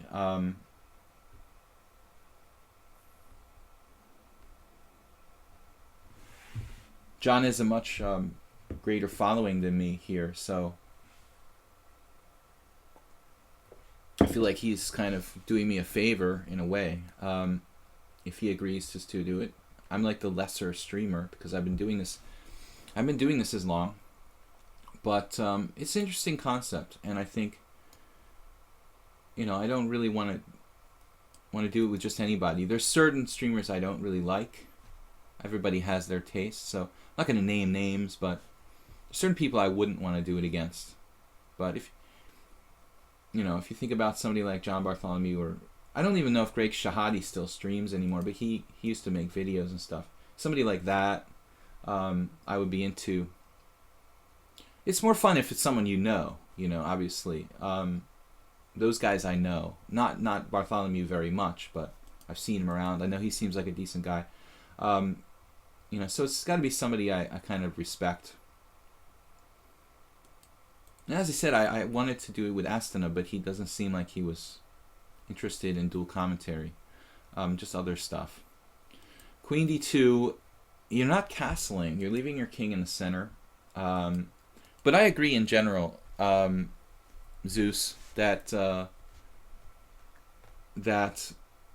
we should do more different stuff, not let it get dry and do the same stuff all the time. That's why I introduced the Simul and Weird Wednesday on opening stream.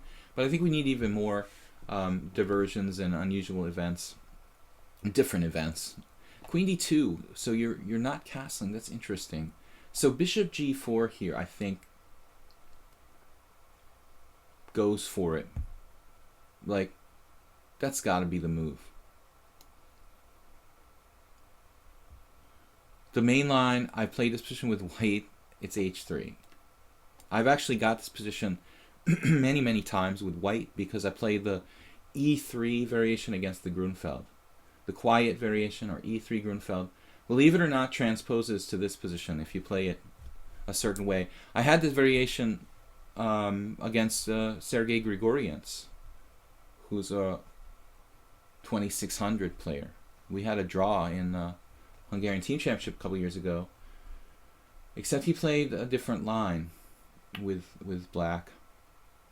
Yeah, the problem is with knight g5, Mule Skinner, that you're dropping your pawn on d4. I thought about knight g5 too. I mean, it's a very aggressive move, but I don't believe you have enough here, do you? I think I can just take this pawn.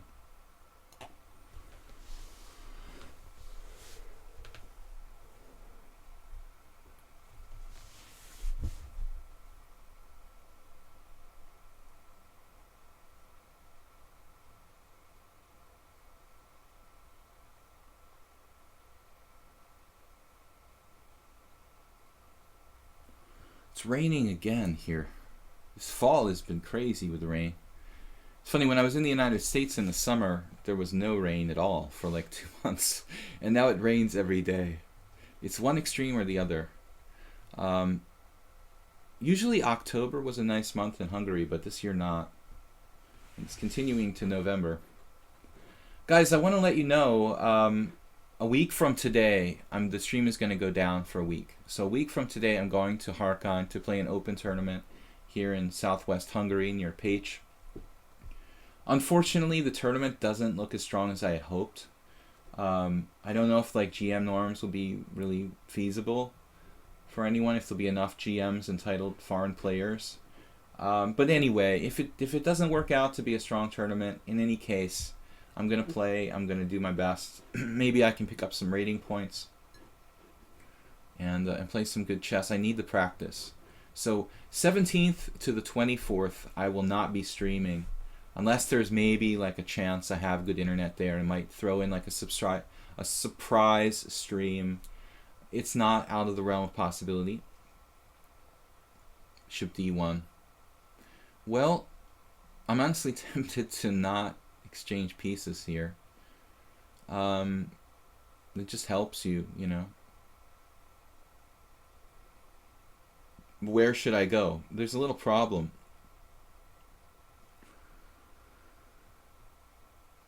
I have a little problem in terms of lack of squares for my bishop. Bishop f5. I have knight c4, I just realized.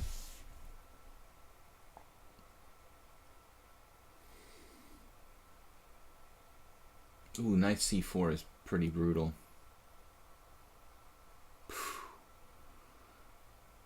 That's got to be a good move.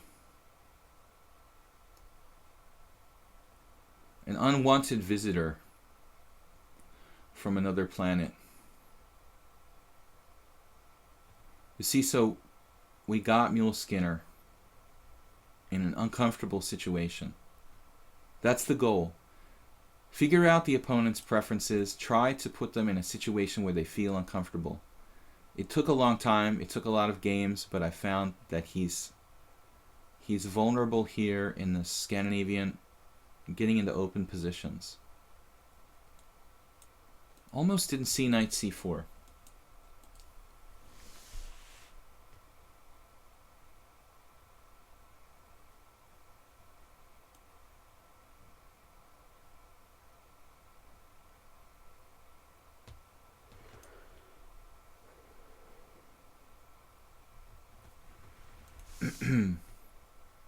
Yeah, the dual commentary, the problem is, you know, you got to have the ability to kind of have both streams.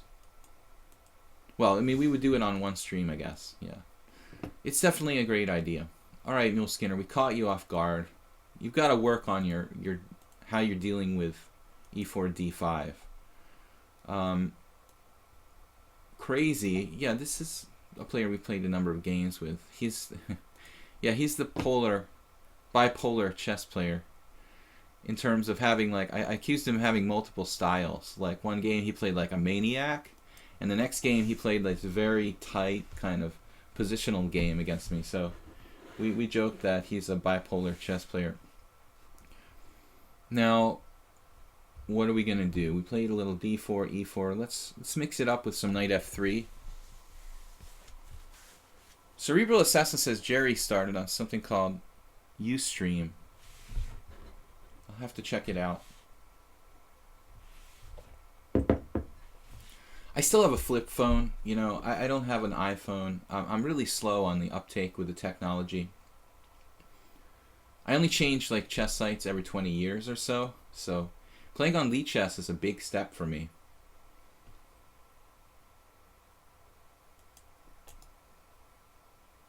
All right, knight f3.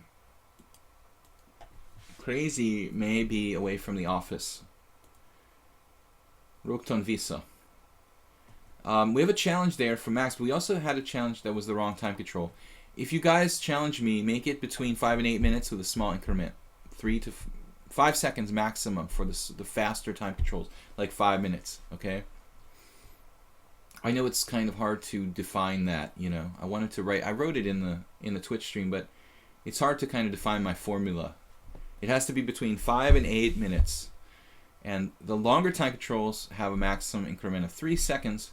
The faster time controls, like 5 minutes or 6 minutes, can have up to like 5 seconds increment. Soroche said, Altarov, yeah, if you're here, please challenge to A+3. Thank you, Soroche. I was talking to Altarov, but he disappeared. He dropped his challenge. Maybe he realized, or maybe he just got disconnected. Crazy, we're going to give Crazy, like, I don't know, another 45 seconds. And if he comes back, we'll let him back into, we'll give him a premium place in the queue. Everybody has to go to relieve themselves in the bathroom. Maybe his time came, so I don't want to punish anybody for the call of nature. Yeah, Alpha Foon is trolling. I'm a little surprised that Mubot isn't on that. I guess Mubot doesn't consider emoticons to be spam. That's weird. Probably he knows that. He's exploiting a hole. He's exploiting a hole in Mubot. Alright guys, I'm going to give him another 30 seconds here. Yeah, please no spamming in the channel. Up to 59 viewers, that's good. I wanted to tell you guys again, I really appreciate you guys. We're going to abort this game and try again later with Crazy. So Max has been waiting, and Afifrov changed his challenge. Thank you for that. I want to tell you guys that I really appreciate all of you guys watching. I've had various trolls over the months, critical and mean and causing problems, but most of you guys have been great, and I really want to thank everybody for watching the stream and enjoying and participating here, and I want to keep it going. And I just want to say thank you to all you people who followed me, because I am learning a lot as much as you guys are, and this is like a training for me. So I just wanted to say thank you. Max123, yeah, I'd like to have a little look at what happened in the recent game. I don't remember him that well. I know we played a number of times, but not that much recently. Okay, well, we'll just fly by night here. We haven't played too many Sicilians. There's a GM from Hungary online. Oh, Zoltan Medved is online. Of course I know Zoltan Medved, man. He's a very nice guy. I've known Zoltan since before he was a GM. We were both around. We're actually pretty close, around the same age, and I didn't know he was on lichess. So yeah, Zoltan would be a good guy to follow. He's a strong player. He's very, very, very strong positionally and technically. His handle on the Internet Chess Club was Taktikush, and this was simply a joke, because he's not a tactical player. He's capable tactically, but he's really a technikush. He's a technical player, very, very strong technically. You can learn a lot from him. He's a good guy and a good player and a gentleman and a good sportsman. So I'm glad to hear that. There's two GMs now from Hungary. I think we had Mihok Oliver and now Zoltan Medved. Both are stand-up people, really good people. So it's good to have some of my favorite compatriots here. Yeah, if you guys check out Zoltan, you can learn a lot. His technique is excellent. He also plays some interesting openings too. Just because he's a technical player doesn't mean he plays boring openings. He plays interesting stuff. We've had a lot of games, and I think he's probably +2 against me. I don't think I ever beat him. I have a bunch of draws, and I lost 2 games. Probably like 5 draws and 2 losses, or something like that. He's pretty tough. Okay, bishop c4. Leonid Stein used to play bishop d7. I was thinking about trying that here against Max123. Let's try something different. Stein. The Stein defense to bishop c4. But Stein also played bishop d7 in the regular Richter Rouser, so he liked to play this move in general.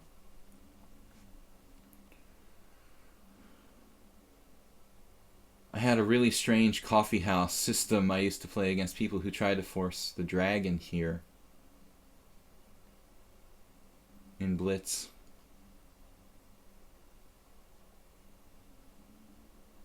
But I don't want to give out any more information. I'm going to give any hints. But with bishop d7, I have to play oftentimes dragon type formations. It doesn't always make sense with the e6 type formation. Kind of gets bottled in by the pawn and the knight on c6. So actually, there's another interesting line in the Sicilian. Knight f6, without knight c6, you can play d6 and bishop d7. And Grandmaster Konstantin Chernyshov has played that along with other players, but he's a strong player who I know who's played it.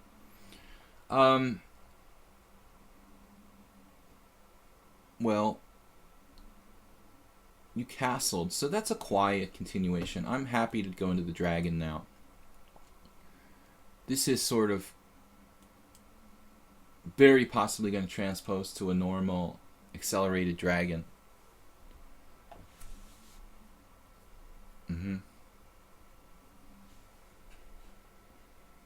Yeah, Mubad is stepping in. I think we're going to have to ask AlphaFoon to chill out. Well, we already did that, so...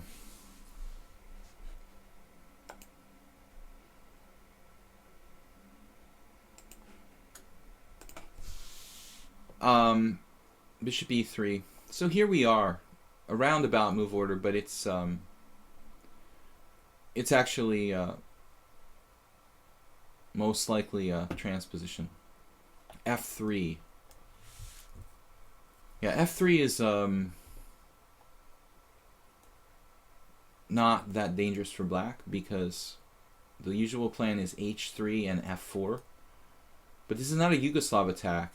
You don't have real chances to checkmate black without a rook on the h-file and h4, h5. So I'm not afraid of anything white can do on the king side here. We can just kind of go about our business. Go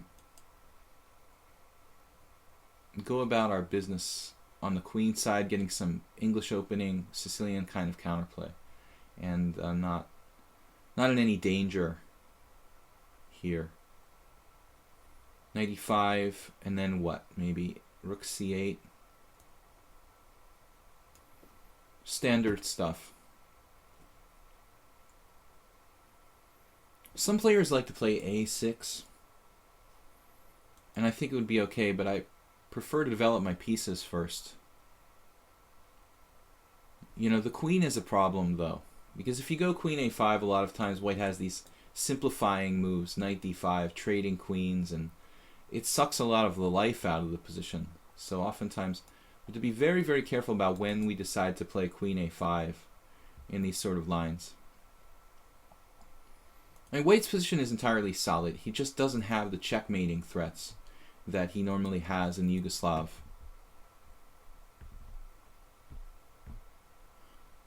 Okay, a Magyar player, Astalos Tamás, said, if in the accelerated dragon you're not playing d6, you want to aim to play d5. You're actually right, sir. Normally, in the proper accelerated dragon, you're holding back with a d-pawn and hoping to play d5 in one move. Absolutely.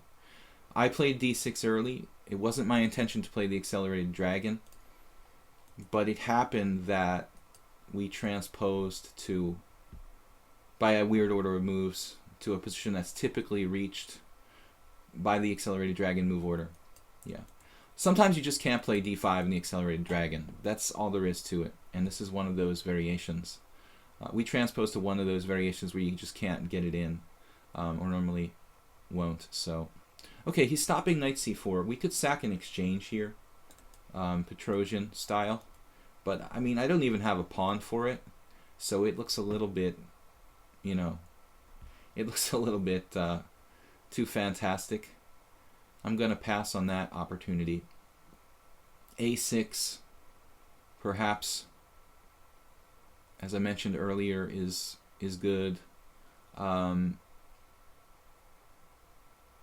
You could play rook takes c3, but I think you're fighting an uphill battle for a draw in this position. Really no sense in that. It's better if he's castled queenside. Then you have real attacking chances. Or if the e4 pawn could fall, I would justify an exchange sacrifice on c3. Here I just don't have enough. Queen a5 is interesting. Now,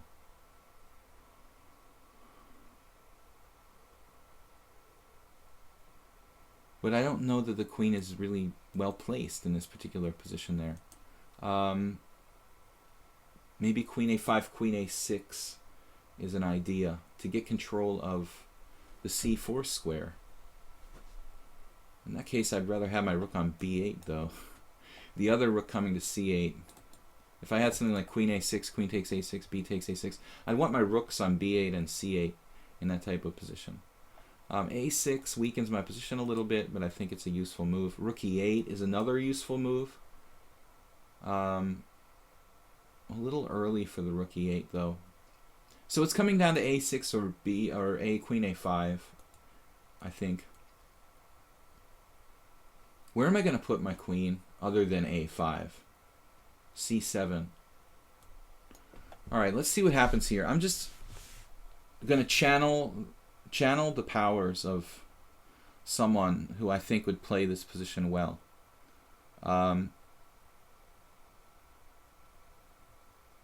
Yeah, it's coming to me.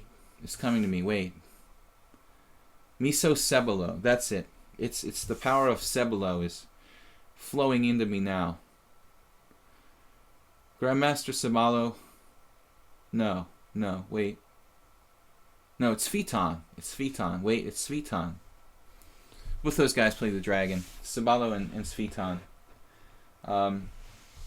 They both play the dragon, and they're both good. There's a combination of two former Yugoslavian grandmasters who are still very strong. Sviton, yeah, that's the one I was looking for. Channeling his energy here. How to win this ordinary looking position with black. And the reason I picked him out was in the summertime in June, I was playing over some games with my friend who was going to play this guy Mészáros Tamás, and he's very solid. And we found a game where Cebolo played a dragon, and he was so good. In this kind of position where the white did nothing, you know, he just didn't take any risk. That's how Mészáros plays. He just doesn't take any sort of risks. And Cebolo beat him, or not Cebolo, Sviton beat him anyway. I get them confused because they're both from the former Yugoslavia, and both are around the same level. Cebolo's a little older, but Sviton was a legendary blitz player. He was like maybe one of the best blitz players in the world at one time. But Sviton just beat the ultra solid Mészáros in this kind of dragon. So this was my idea, just queen c7, nothing fancy. Nothing fancy. Queen c7 rather than queen a5, because we can play knight c4, just pick up the now the pressure's off of f7, like he's gone rook f to d1, so nice arrow. I'm going to play rook e8 here, sidestepping bishop h6. We've got knight c4 on the agenda, and I think that black is a little bit better because white doesn't really have a great plan.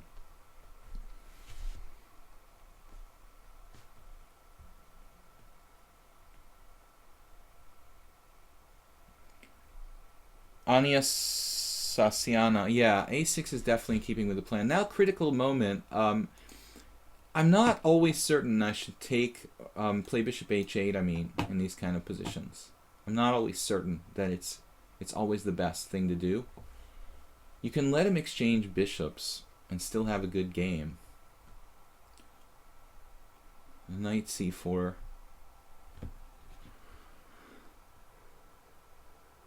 But I'm going to keep this guy. Having said A, I'm going to say B.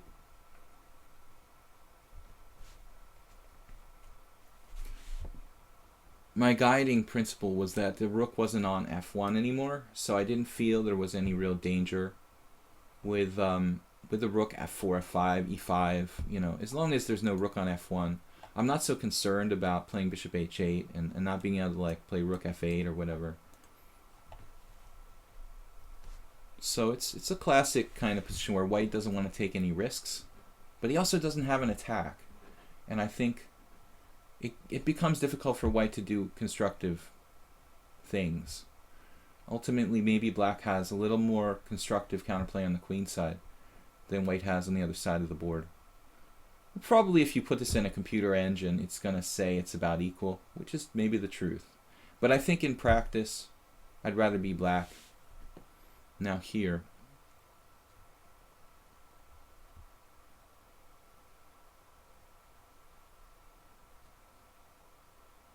Queen f2, I see.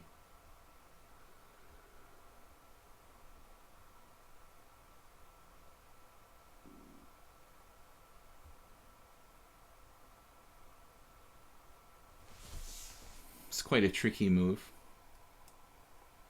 I could even play e6, but now that kind of weakens my dark squares. So I guess we're gonna have to live with this.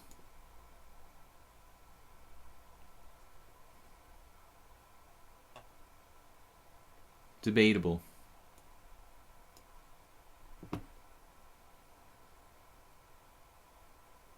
We have our ideas.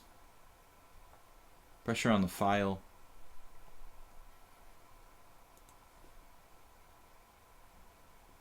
Max 123. He has plenty of games. Playing very solidly though. It's not easy to win with black and the dragon when they play this type of setup. It's no danger for black per se, but it's frustrating to try to win. b4, b5 looks kind of like, what else? What else here? Okay, he's defending his c2 pawn. I don't really want to play e5. Now he plays a3. a5. Minority attack. Classic. If the A line opens up, I can possibly take it over. With the rook on d2, we might be able to seize the A file as our property.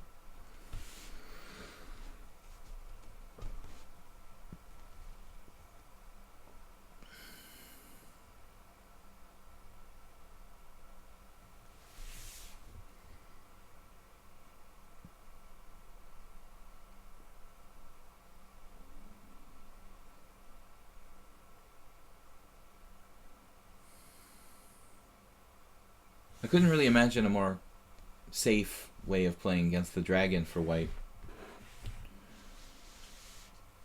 Knight a5 is a threat. Well, anyway, I was thinking about playing rook a8. You give me another reason to do so. I think that's pretty much forced.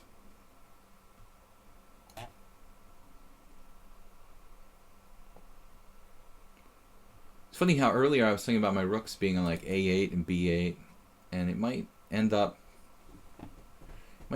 being the case. Situation has changed since I played the move rook c8 quite a bit, so you got to be flexible, willing to change plans.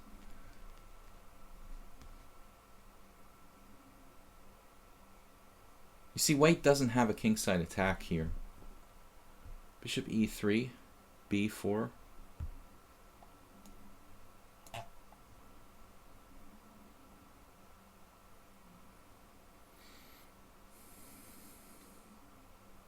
I was a little concerned about rook d4 there. It's a strange move, but it could have been possible. Now it's not a big deal because I have tactics.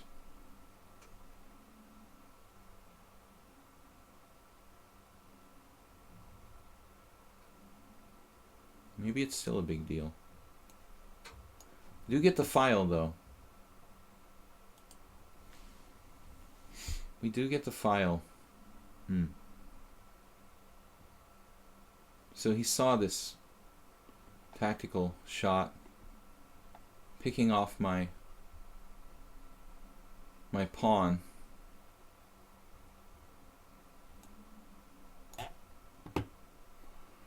Well, I guess we're sacrificing a pawn, guys, if we like it or not. That's alright. Bishop e6. Oh, I'm really short of time here. Max 1, 2, 3. You can trade rooks. Played a tremendous game. I didn't see I was losing that b pawn. Now he's clearly better. Pawn up. I have a little bit of compensation, but it's not really enough. Wow, and he's fast too.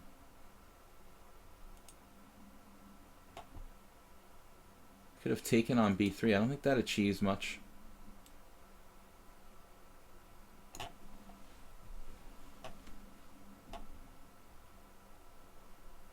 On the c3 knight.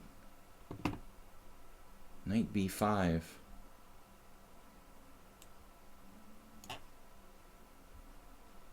We're going to pick up a pawn here. I should have just taken it straight away on b2 without giving up my bishop pair.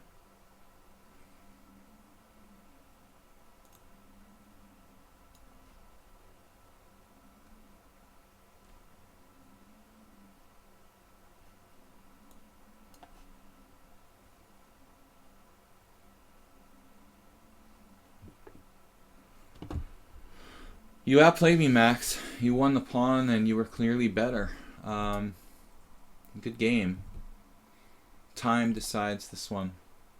Havgar is up. We've got time for 2 more games, guys. 20 minutes left. Doubling on the C file before b5. I had to set it up. I had to set it up more subtly. I saw rook d4 too late. Yeah, I'm grueling stance. I'm groveling for a draw there, down a pawn. At least I had the bishop pair, which was some compensation, but it shouldn't be enough. So Havgar, you had a winning position against me 2 games ago with the white side of a Nimzo, although we misplayed it both. Let's see if you're willing to repeat the same variation. Yesterday he won against me. I played badly in a BOGO. So this is what we were talking about. On Tuesday he played the very rare move against me at some point, a3. Now I castled. BC is also possible there, but this is the most interesting line, and he played a3, and I didn't know this move. And so it turns out I'm supposed to take on c3. But I'm not sure that my novelty is a bad move, bishop a5. It's actually not bad. I'm surprised that nobody's played this, but there are not very many games with a3, so it's just a rare variation. There was one game in this line that's like a draw.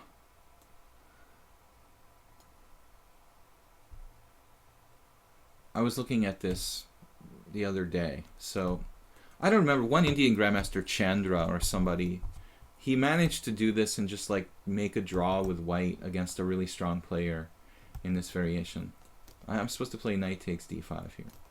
This is, according to the chess engine, white has nothing here. White is possibly slightly worse in this position. So, by the way, if pawn takes pawn, pawn takes knight, I have queen h4 check, which picks up the bishop, and white is in a bad way. So we're following the Chandra game. I don't remember who it was against, someone good. Chandra maybe made a draw. It was like 2650 Grandmaster versus 2730 Grandmaster, something like that. And the engine likes black here, and I agree. I think black's slightly better. White has no development. I'm castled. He has chronic weaknesses on the white squares. So knight c6 is basically forced. I guess I could play queen a5 theoretically, if I really want to not. No. No, because then my knight will be hanging at the end of the line. Yeah, no, this is fine. This is a very strong line for black. Which, well, I mean, a3 is just not... It's not really an important move. But it may be good enough for white to draw. That's it, though. White will really, ideally in a correct game, have very little or no winning chances in this position. Okay.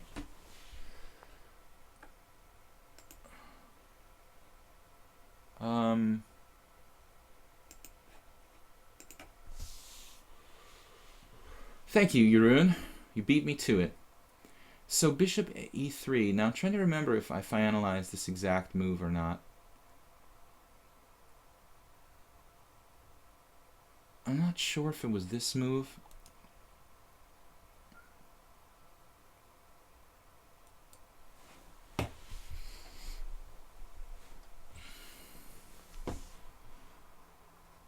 I can't protect my c5 pawn. This is Gambit City, so we're playing bishop a6 here.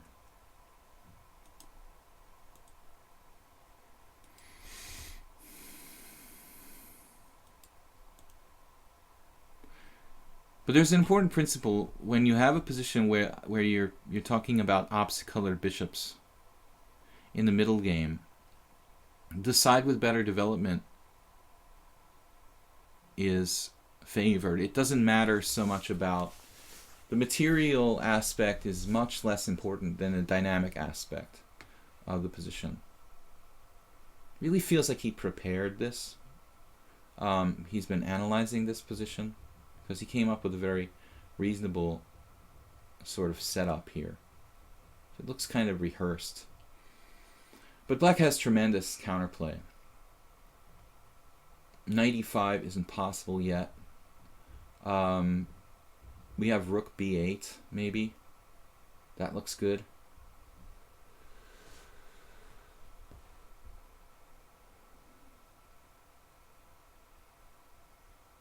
Just developing my pieces. I mean,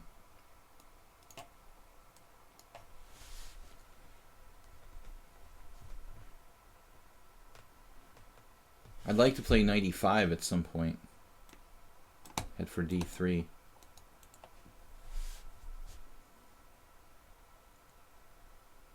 But theoretically, this is an important line. According to the engine, black is better.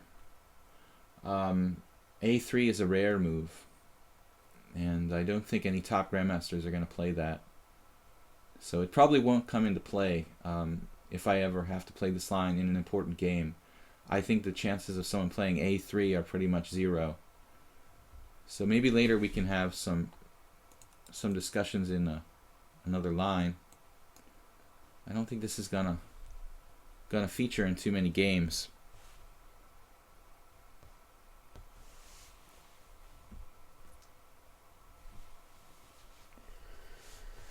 Will Magnus defend his title tomorrow? I wasn't, I was predicting Magnus by a landslide, but my prediction of things that seem likely isn't what I thought it was. So I don't know, man, if they put plutonium in his yogurt or aliens abduct him. As I said, there's a lot of things that can happen, that Magnus might not win the world championship. On paper, he's a massive favorite. Rook d1, that's a good move.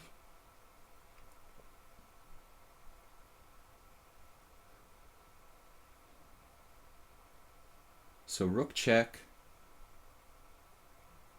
What do we do? I'm going to sit here and defend my stuff passively and let him just develop.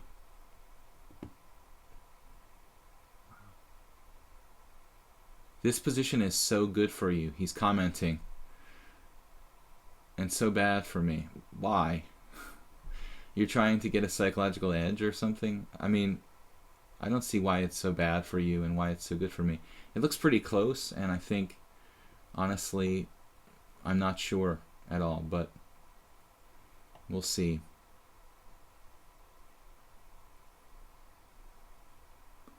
I definitely don't have time to type anything in the chat box.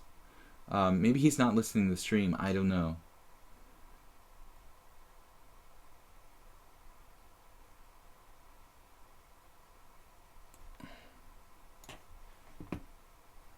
All I can do is try to ease the pressure a little bit with rook b2.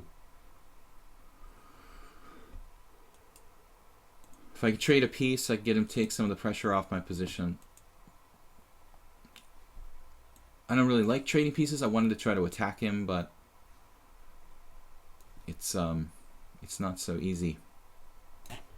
So we're trying to get some play. He's also ahead on time, 2 minutes to 1. Indirectly defending the c5 pawn here. We're not down any material, which is good.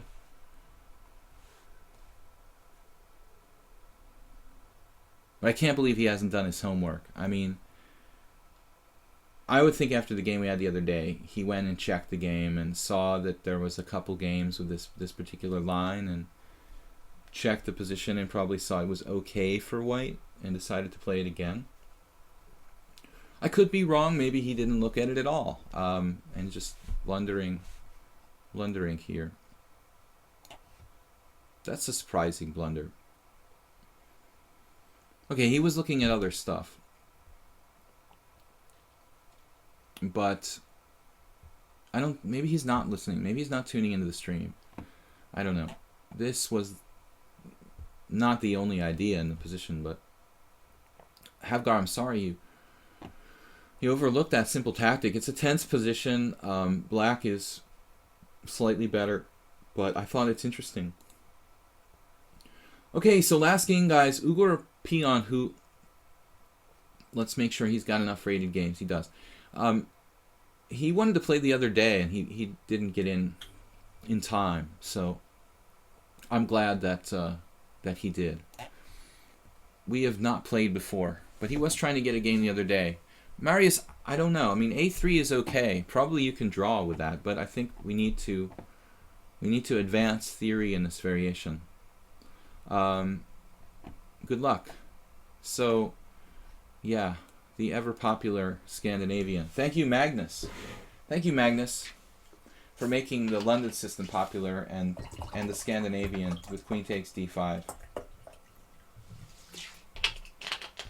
Any other annoying openings Magnus has planned for us to popularize? But we should be happy, really. Come on now. Even if the Scandinavian is playable for black, honestly, there are far, far scarier openings you can face. So every time, even if it feels annoying that they play the Scandinavian, we should really be happy because we have a chance to get some kind of advantage. And it feels like in many main lines, that's not so easy. Wow, so e5. This was played in a very, very famous game where I think Morphy actually played a very famous game with white here. Maybe Van Barteleben, Morphy Van Barteleben was the game. You guys can tell me if I'm right or wrong. There are two moves for white here. Takes and knight f3. I don't know which one is objectively better.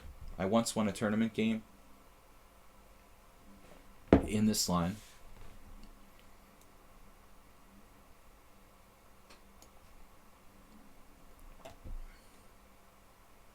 Scary gambit, though. So I'm pretty much out of book now. We are out of book. Knight there, threatening knight takes pawn. You can ask yourself, what would Morphy do? Bishop c4. Not possible any longer. I mean, I'll just lose a piece. So this is probably some trappy variation. Unfortunately, I don't know the theory. I'm going to have to go on instinct here, which means like using 2 minutes to figure out this position. Bishop b5 is not possible. I feel like we probably have to just bite the bullet and think about like bishop e2. You could play bishop d2, bishop e2. These are such passive moves, though. I really wish I could play something sharper. Bishop e2, bishop g4, for example. I'm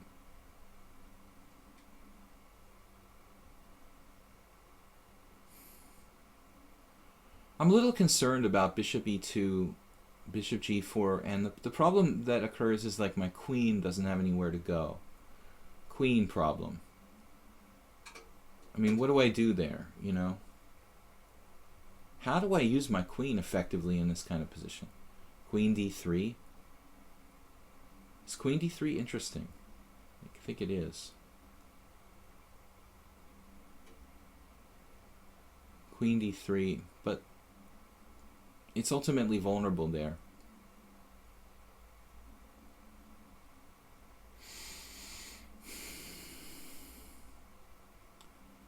Bishop e2, bishop g4, bishop d2, castles queenside. I don't know, man. I mean, honestly not crazy about this position. h3 is too slow. Bishop d3, maybe. That allows the pin bishop g4, which I'm not at all happy about. Bishop d3, knight takes e5, also a problem. So, Scandi is all about trappy lines. Yeah, I mean, I could just have to sit down for 2 days and memorize variations. Most of them are good for white. That's not true, though. I mean, the main line of the Scandinavian, the way that Bartholomew and Carlsen play it, it's actually a Caro-Kann type of thing, and it's actually basically a solid defense. I've had this discussion before. That's how I feel. It's a form of Caro-Kann in reality. Maybe I have some idea here. I don't think so. This is very awkward. I feel like I'm going to end up fighting for equal. I'd love to sack a pawn for dynamism, but he's not taking it.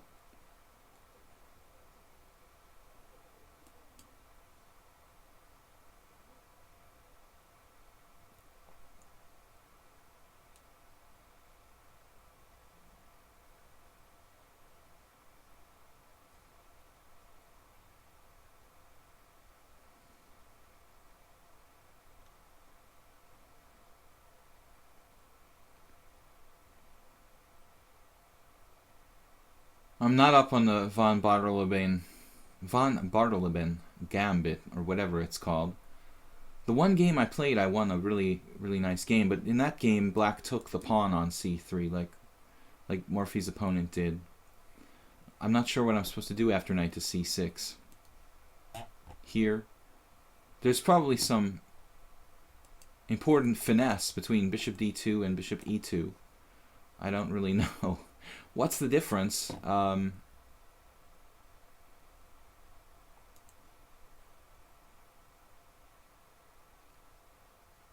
Yeah, I told you that. Bishop g4. So now if I castle, bishop takes c3, b takes c3, same thing. If I castle rook d8 could be played. That would at least stop him from castling queenside. If I play bishop d2, he can castle queenside.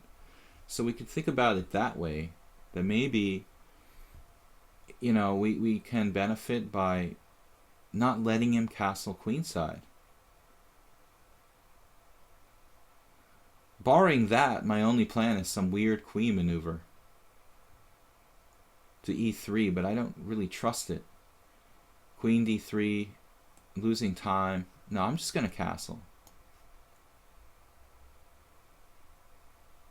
There was a weird move, by the way, knight d4 I was looking at. But I think, yeah, knight d4 actually, bishop takes e2. Nah. I'd have to play knight takes e2. It doesn't look that convincing. It feels right to develop, but I'm not sure what I'm supposed to do now. At least if he plays rook d8, he can't castle queenside. Knight e7.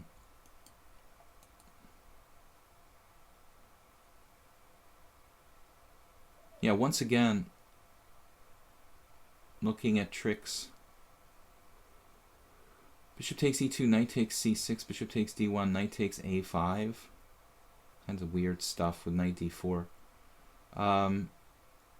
Knight g5.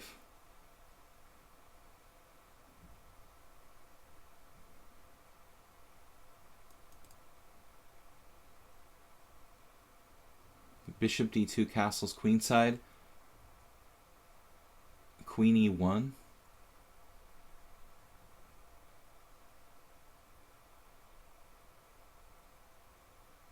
That looks ridiculous for white. Maybe a3 doesn't even work.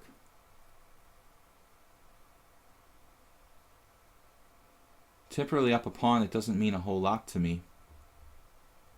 This being up a pawn business. Well, I'm not going to let myself go under a minute. I'm going to start making moves. For good or for bad. Queen e1 right away. It's kind of an interesting line.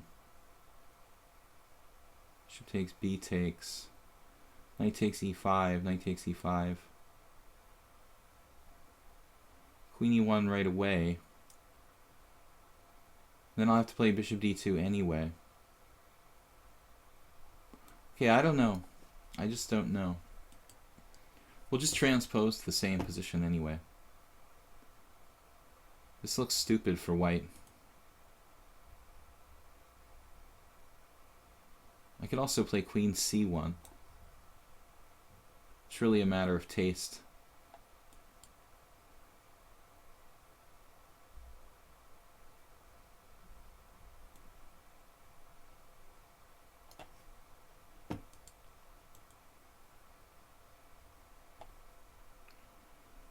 Ugar peon using not much time.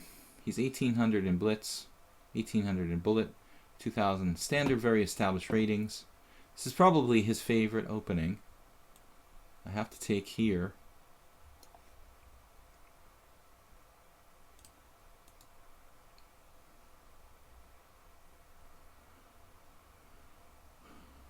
Bishop looks good for the moment. We're not up a pawn for long. Just totally unconvincing. I must have made some small inaccuracy, some subtle move I don't know, to improve white's position. This line shouldn't equalize for black. It feels like it shouldn't equalize. Guys, we're going to be back tomorrow, and we'll be here at 10 a.m. CET. More Blitz and Classical Chess. Knight takes e5. I need that piece.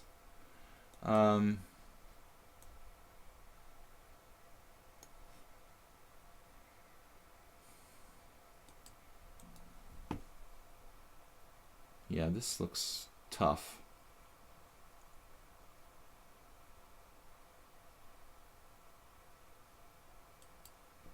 Not sure that the queen on c1 would be better than on e1.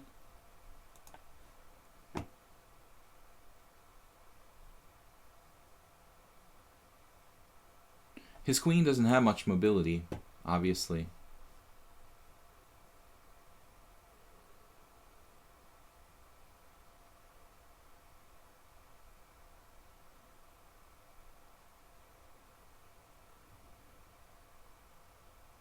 Man,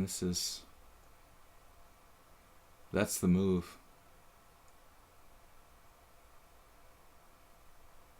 Just totally leaving me without much here. G4, F4 is weakening.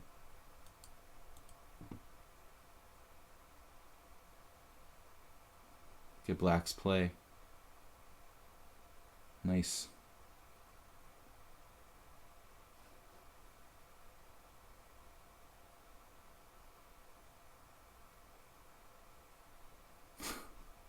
What am I supposed to do?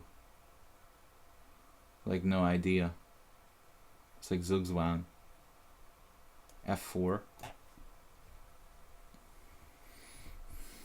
I have 18 seconds to his 4 minutes here. Desperately trying to get some squares for my bishops and my pieces.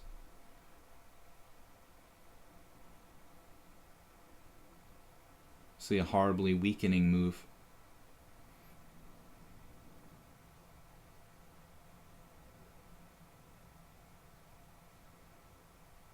Obviously, I made a lot of mistakes here. I mean, every move I played was inherently logical. I don't understand how I could possibly be worse without wasting a single tempo. That's what it feels like. No unnecessary pawn moves, no weaknesses, no waste of time, and I'm like worse with white. Now, how does that make sense? Sometimes chess doesn't seem fair. Knight g6.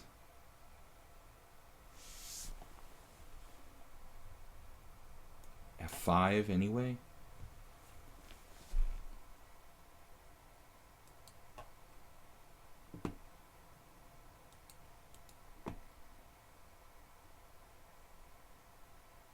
We're down to our increments. At least our king is somewhat safe. That's the only thing I can say about my position.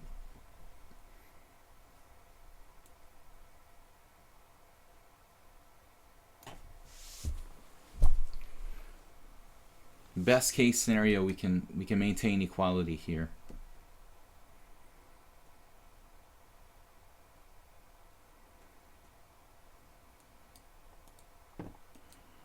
But I think that's actually a little optimistic.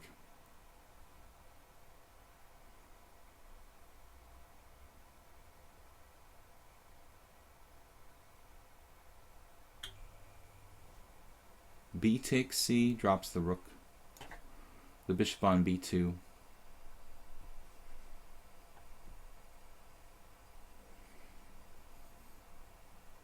Try to keep the queens on to have some counter chances.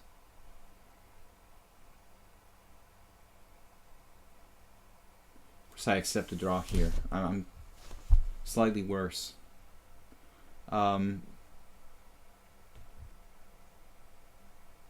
I don't know what I did wrong.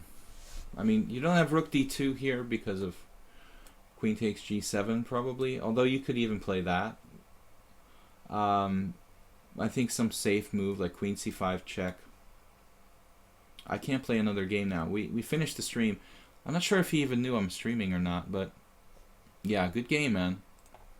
Very nice. So it's a strong night. I'm happy to take a draw here. I don't care what your rating is. I mean, he's 2,000 actually, so it's not like he's a weak player. But when I'm white against someone who's 400 rating points higher, I'm a little bit disappointed with a draw, but I don't know what I did wrong, honestly. It looked like totally logical play by white. Anyway, well, thank you guys for joining me, and we will be back. We will be back tomorrow, so we'll see you then. Don't forget to like and subscribe on my YouTube channel, Video Chess Training. This afternoon, I will upload our Sunday Simul review from this past Sunday Simul, 6:30 p.m. every Sunday CET.